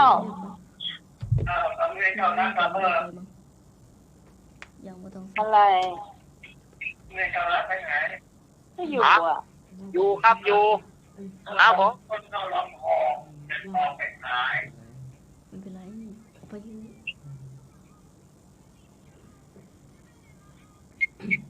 ไม่ได้เขารัก ครับ คนเขาลำหองจะมองไปขาย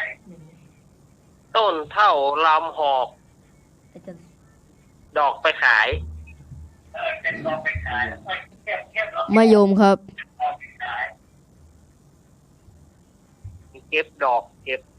ไปขาย ดอกก้า ดอกเนี่ยละดอกเนี่ย ดอกมะลิครับ ดอกดาวเรืองเนี่ย ดอกมะลิ ดอกมะลิครับ ใช่ใช่ ไม่ใช่ ดอกมะม่วง ดอกไม้ม่วง ไม่ทราบค่ะ เต้าโคตรใจเล่า ฮะ เปลี่ยนกัน เต้าโคตร ดอกไม้ม่วง คนเข้าลำหองมันเก็บลำหองเป็นมองไปขาย ครับ เป็นมอง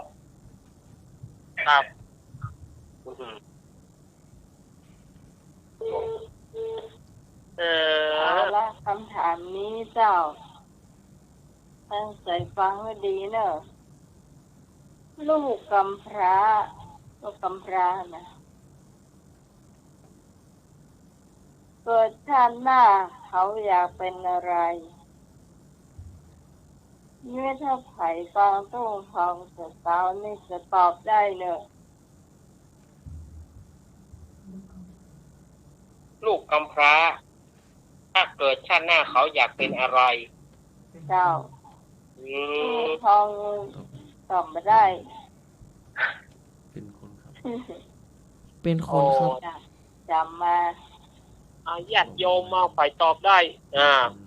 ญาติโยม ฟังทุ่งทองแต่เช้านี่นะ เป็นคนครับ นี่ตอบมาล้อญาติโยม เป็นคน ฮะ หัวใจ เป็นยัง เป็นคนที่มีพ่อแม่ครับ ลูกกำพร้าเกิดชาติหน้าเขาอยากเป็นอะไร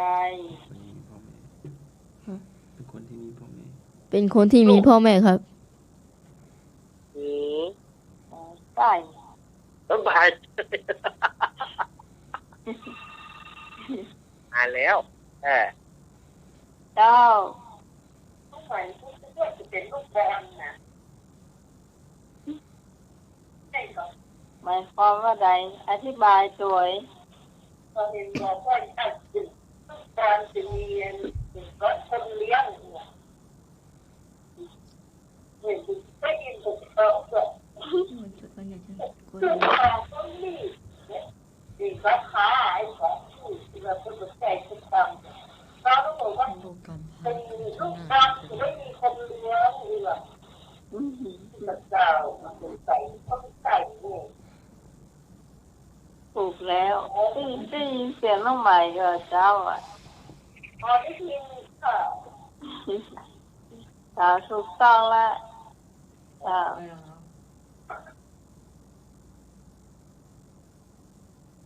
ลูกกำพร้าเนี่ย อยากเกิดมาเป็นลูกบอลเพราะว่าจะได้มีคนเลี้ยงลูกบอล โอ้ปากโก้ ขนาดลุงทองยังเสียหูน้องพอบเลยอะ เสียหูกันเนาะ วันนี้การละอ่อนเลยเหรอ วิสัยมาเนอร์ ครับขอทานจิตสักข้อนะครับ เลย กฎแห่งกรรมมีจริงนะต้องส่งกรรม ฮะ กฎแห่งกรรมไม่แต่เนอจุดต้องส่งกรรมกฎแห่งกรรมมีแต่เนอจุด นี่ต่อใหญ่จริง ต้องส่งกรรม กฎแห่งกรรม มีแต่เนอจุด โอ้ไอ้เนื้อตัวนี่มันสั้นดิ่มลงไปให้ดอกใหญ่จะต่อใหญ่เนื้อ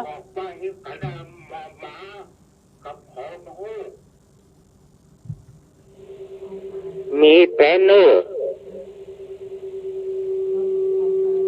โอ้เดี๋ยวมันจะอยู่ดัง อันนึกเบาๆเสียงมา หมากับพอนู อันนึกเบาเสียงหน่อย อันนี้เบาเสียงหน่อยครับ ครับ พอมาพอลูกหู ครับ อันนี้ก็ค่าน้อยก่อนนายโปนโจนแต้มละกัน กฎแห่งกรรมมีแต่เนอ มีแต่เนื้อ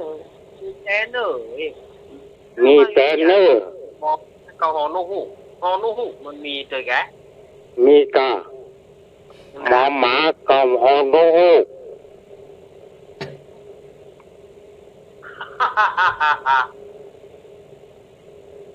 กฎแห่งกรรมมีแต่เนอจุด เนี่ย หมูเฮา ถูกแล้วครับหมู่เฮามีแต่เนอหมู่เฮา อ๋อก ฎแห่งกรรมมีแต่เนอหมู่เฮา ถูกต้องเนาะ ครับถูกต้องแล้วครับหมู่เฮา เอาโกเก่งเหมือนกันเนอะ อ้าวแตกแล้วครับผม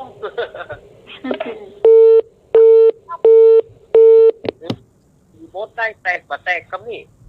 เจ้า ผมถามแล้วนะครับ ครับผม อะไรเอ่ยคิดไม่ออก เอานิ้วตอกก็คิดได้ เครื่องคิดเลข ถูกต้องครับ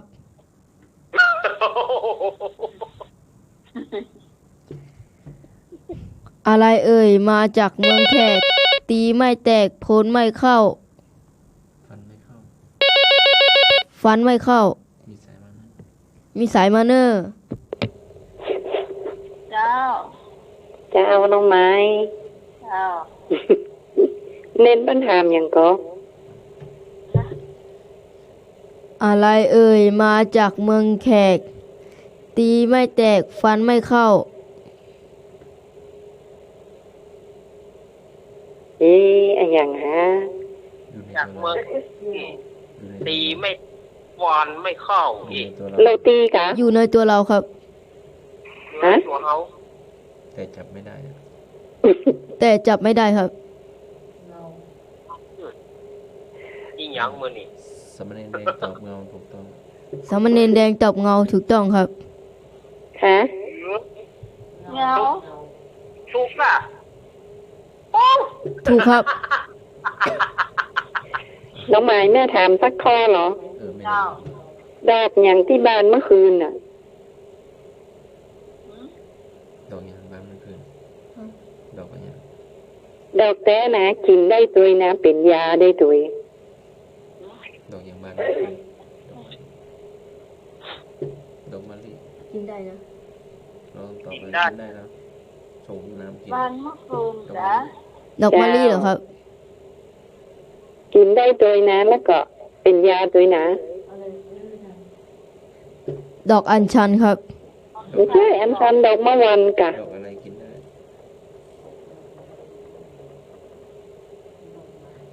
อันนี้เมื่อคืนมันจะดอกนะ มันจะบานนะ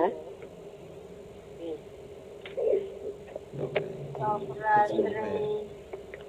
ดอกหญ้าดอกห ก ญ้า อก ดอกหญ้าหวาน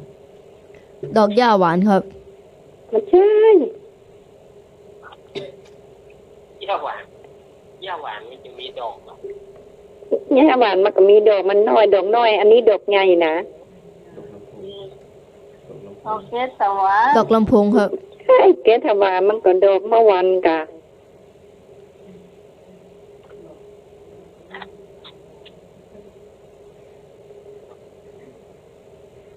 เล่าแล้วเนาะ เจ้า เจ้า ดอกชมจันทร์ ดอกสมจันทร์เอาคำถามนี้ เมื่อวานนี้มันจะเมื่อวันมันจะเป็นจีนะเมื่อคืนมันดอกต้นห้องดอกชมจันทร์น่ะ ในบ้านเฮานี่มันแบบมีเนี่ยแม่ มีกับบ้านยายมีเนอะ นะ น้ เจ้า เอาลวกกับน้ำพริกก็ได้ เอาทอดกับน้ำพริกก็ได้ ห่าน แล้วเปิ้นหมาถ้าจะกินนี่นะต้องเอาในเกสรมันออกเห็นเนอะมันเหมือนดอกลำโพงอ่ะสุมาถ้าเบาออกนี่มันจะเป็นยาไทยนะ นั่นกินน้อยเป็นยาระบาย กินมากเป็นยาถ่าย สุมาตะเนอะสุมาหลายๆรอบสุมาเตอะติโอ้มาเมื่อวานโอ้บะสุภาพ có như đây mà cậu có ba cả rồi cònมันเลี้ยงมาได้ลูกเลี้ยงมันต้องโยนกับเมื่อคืนนี่มันจะบานมันชมจันทร์มันออกมาพอเดือนอ่ะ มันบานกับเดือนอ่ะ เพราะว่าดอกชมจันทร์นี่เนาะ เจ้าเพราะว่าดอกชมจันทร์ว่ะ เอานี่มันก็จะห้องอย่างไงกำเมืองเขานี่ อันมันพอก้งกือก็หาเนาะ คำสุภาษิต ดอกมันพอก้งกือ บ้านเราเนี่ยเขาบอกชื่อมันแบบใดนะ ำเจ้า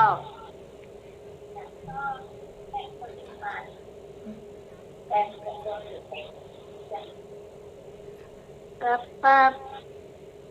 เจ้า เจ้าลิ้นฟันเดียวแฮม เ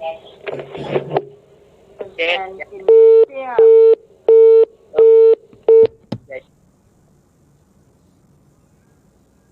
ยายแดงดอกสะรอบ แป๊บเต่าลิ้นปานมันเป็นแซนกินหรือเสียงกับลิ้นกะ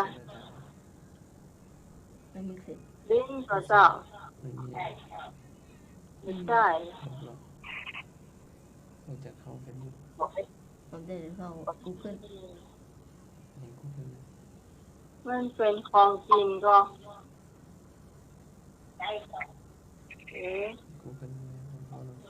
Google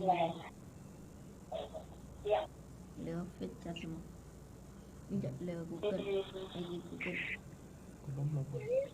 Google ลงไหม ล้มนี้ห้ามมาเจอ เราไม่เจอแล้ว เนี่ยแม่มันลักษณะเป็นแบบใด ก็ถ้าอาจารย์จำรหัสได้ก็รหัสฟิตกับได้ก็ ลัก ใส่ ษ ได้ ณะเป็นแบบใดเจ้า ก็ใส่ได้แล้ว โอ้ใช้ภายในครัวหรือว่าข้างนอกครัวตาก็เจ้า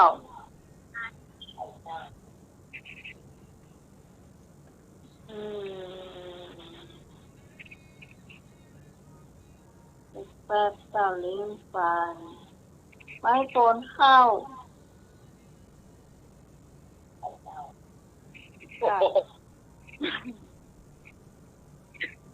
ช่วยกันแล่ท่านสมัคร แต่แป๊บเต่าลิ้นฟาน มันลิ้นไม้มันลิ้นไม้เนาะ มาลินไม้ มะลิดไหมปัจจัยลุงถามแล้ว ลุงถามก็เรียกปัจจัย คำถามอะไรนะต้องพูดคำถาม ทบทวนคำถามหน่อยครับ มันว่าเป็นของใช้ในครัว ของชักครัวเนาะมันมีอีหยัง ฮะ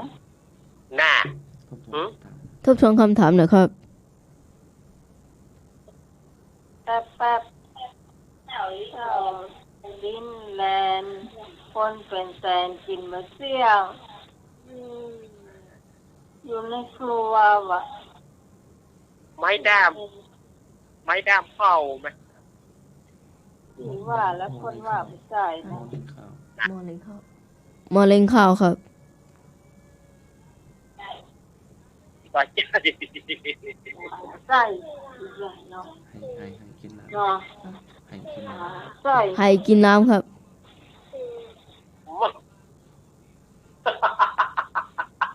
เน่าแล้วแม่ ำกระติบข้าวย อมแล้ว กระติบข้าวครับ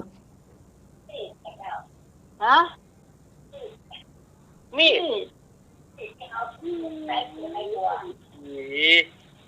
น้ำไม้เที่ยงคืนน้ำไม้เที่ยง หน้าไม้ถึงเที่ยงคืนแล้วครับ มันเป็นจะอ่าน เป็นจังสันเนาะ ครับ แม่รวดลาเลย เข้ามา แม่จันทิพย์รวดลาเลย เข้ามา เจ้า คน ตัวจานน้อยๆตัวจานไอ้ปันสวัสดิ์ตัวตัวจานเป็นสวัสดิ์ตัว สวัสดีเนอะแม่จันทิพย์เกตการาม เจ้าตัวจานอาจารย์นิพนธ์ตัวเจ้าสวัสดีต้องใหม่ดีที่สุดจะสีเงินดีนะเจ้า ขอบคุณแม่จ้ะ เจ้า ขอบคุณแม่จันทิพย์แม่จ้ะการาม เกตการามวันนี้แม่จันทิพย์อยู่กัน จนดึกเลยวันนี้ เวลาอะไรจ้ะ มีสายมาเนอร์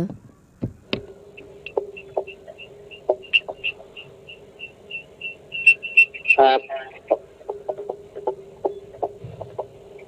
ครับผมอาจารย์ครับอาตมาครับระวังครับผมรอรับครับ สวัสดีคนนะครับปีใหม่นะครับอาม่าแซ่ทุกท่านนะครับหลับดีฝันดีนะครับครับผม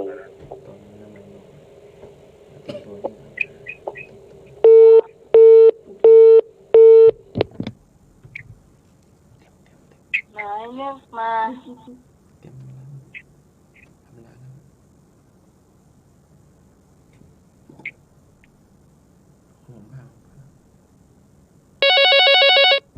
มีสายมาเนอร์ คืนนี้ผมขอขอบทุกท่านนะครับปราศจากโรคโควิดแต่เงินจะชีวิตนะครับ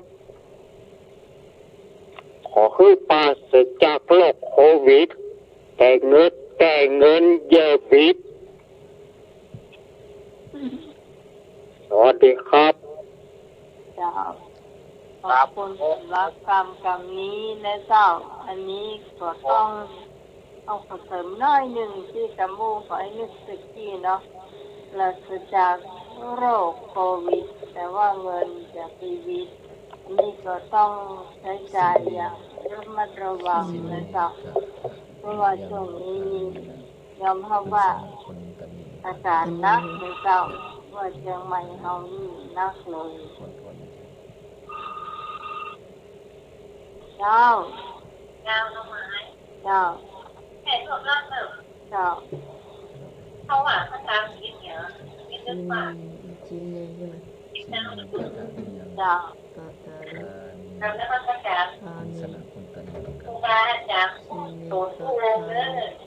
สาธุ มีเป้าหมายไปเด้อนำมาไปเทียบไปเด้อ เจ้า คนรับฝันดีเด้อวันนี้แม่วันนี้เต็มเลยนะใจเรียกว่า เจ้า นี่ทำปกติถ้าการมีเงินเอาหมายเติมดาวเอาหมาย เจ้า ดาว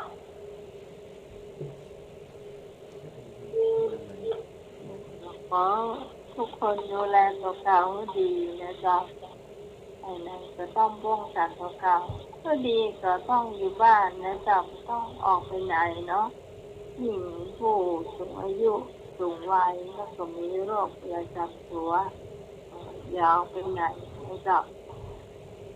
สำหรับการเงินการทองนี่ก็ต้องดูแลเป็นพิเศษเลยเพราะว่าช่วงนี้มีคงอยู่ก็เขาเห็นเมินเจ้าคิดว่าอยู่เห็นเมินแน่ๆแค่เดือนหรือว่า2 เดือนนี้มันจะหายนะขึ้นมาได้นะเจ้าเพราะว่าพอดูแล้วก็สถิติมันขึ้นมาทุกวันเจ้าสมัยนี้จะได้ตามสถานการณ์ทุกวันแจ้งมานี่จะฟังแล้วก็จะฟังเพิ่นประเมินสถานการณ์ทุกวันเรานี่คนเฮานี่ก็ฟังพ่องเนาะฟังท่าพูดฟังสารท่าพูพ่องนะเจ้าเพราะว่าเราจะได้ประมาทบ่พลาดนะเจ้าประมาทก็คืออันน่ะสิ่งที่เราตายนะครับแล้วยิ่งพ่อแม่อายุนักเอาถึงละอ่อนเนี่ยนะเจ้าจะไปใช้เปิ่นนะเจ้าถ้าเปิ่นก็จะไปใช้เปิ่นเพราะว่าภูมิต้านทานของเราเนี่ยยังมีอยู่แต่ว่าพ่อแม่อายุนักเปิ่นภูมิต้านทานของเปิ่นบ่ค่อยมีนะเจ้าถ้าเปิ่นก็ทางเพิ่นไว้ก่อนในเจ้าส่วนนี้นะเจ้าต่อไปนี่ก็เจ้าผู้ฟังที่จะมาล่ำมาลากันขอเชิญเนอะมีเสียงต่อ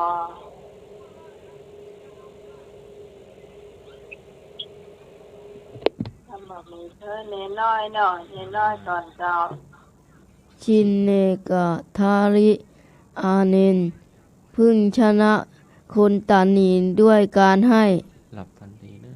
หลับฝันดีเด้อ สมัยแดง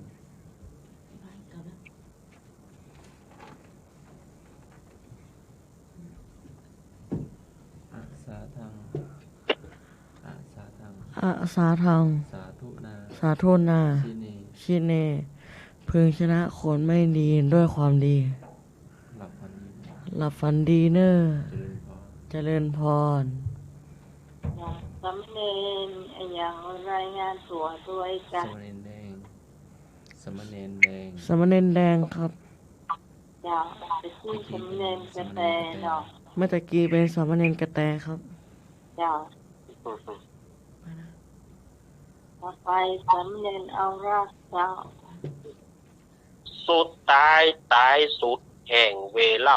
ลามาถึงแล้วเที่ยงคืนป่ายเขาอู้กันมาวันที่1บาดเดียวนี้วันที่2ละป้า มันถึงล้ำมีถึงวันแล้ว ล้ำอย่างอีถึงวันบาดเดียวนี้เข้ามาวันที่2ละบาดเดียวนี้เป็นวันจันทร์นั่นเนอะศรัทธาญาติโยมศรัทธาญาติโยมก็เริ่มการทำงานอย่างที่โยมปี่ว่าตะกี้กล้ารักษาตัวเก่าจะไปทางใดแม่เจียวจะไปละเพราะว่าโรคนี้มันทำท่ารุนแรงเข้าตึงวันจะได้เฮาก็จิตใจเฮาอย่าได้ไหวได้วัน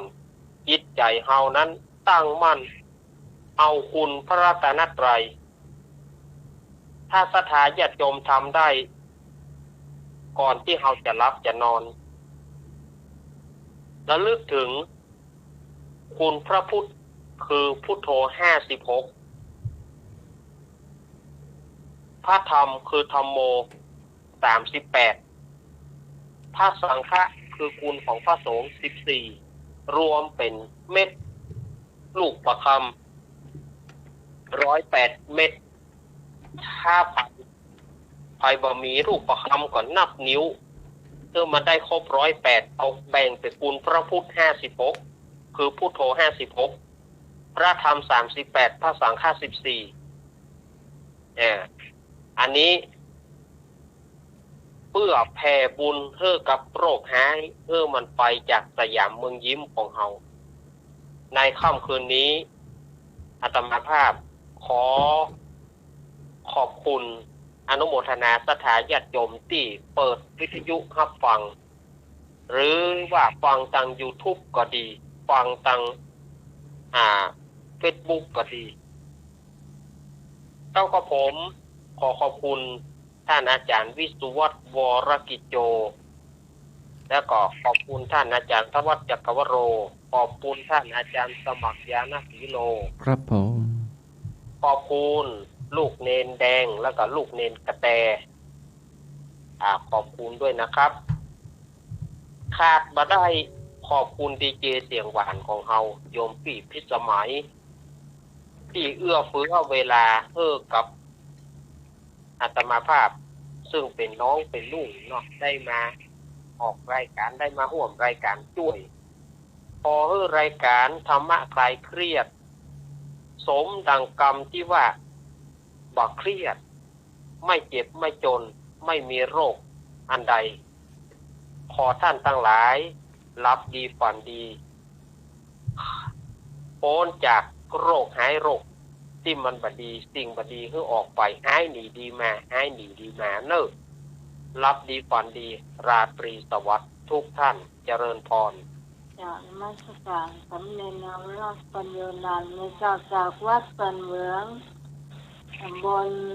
เวียงหนองร่องอำเภอเวียงหนองร่องจังหวัดลำพูนเนี่ยเจ้าคุณมาช่วยกันจัดรายการในค่ำคืนนี้เจ้าเอาไปเป็นให้สมัครเจ้ามาตามิตตังสะเกคะเลมารดาเป็นมิตรในเรือนตนกราบนมัสการครูบาอาจารย์และขอเจริญพรหลับเป็นสุขตื่นเป็นสุขเจ้าสำหรับค่ำคืนนี้ขอบคุณคุณผู้ฟังทุกเสียงทุกสายที่มาช่วยกันจัดรายการธรรมะคลายเครียด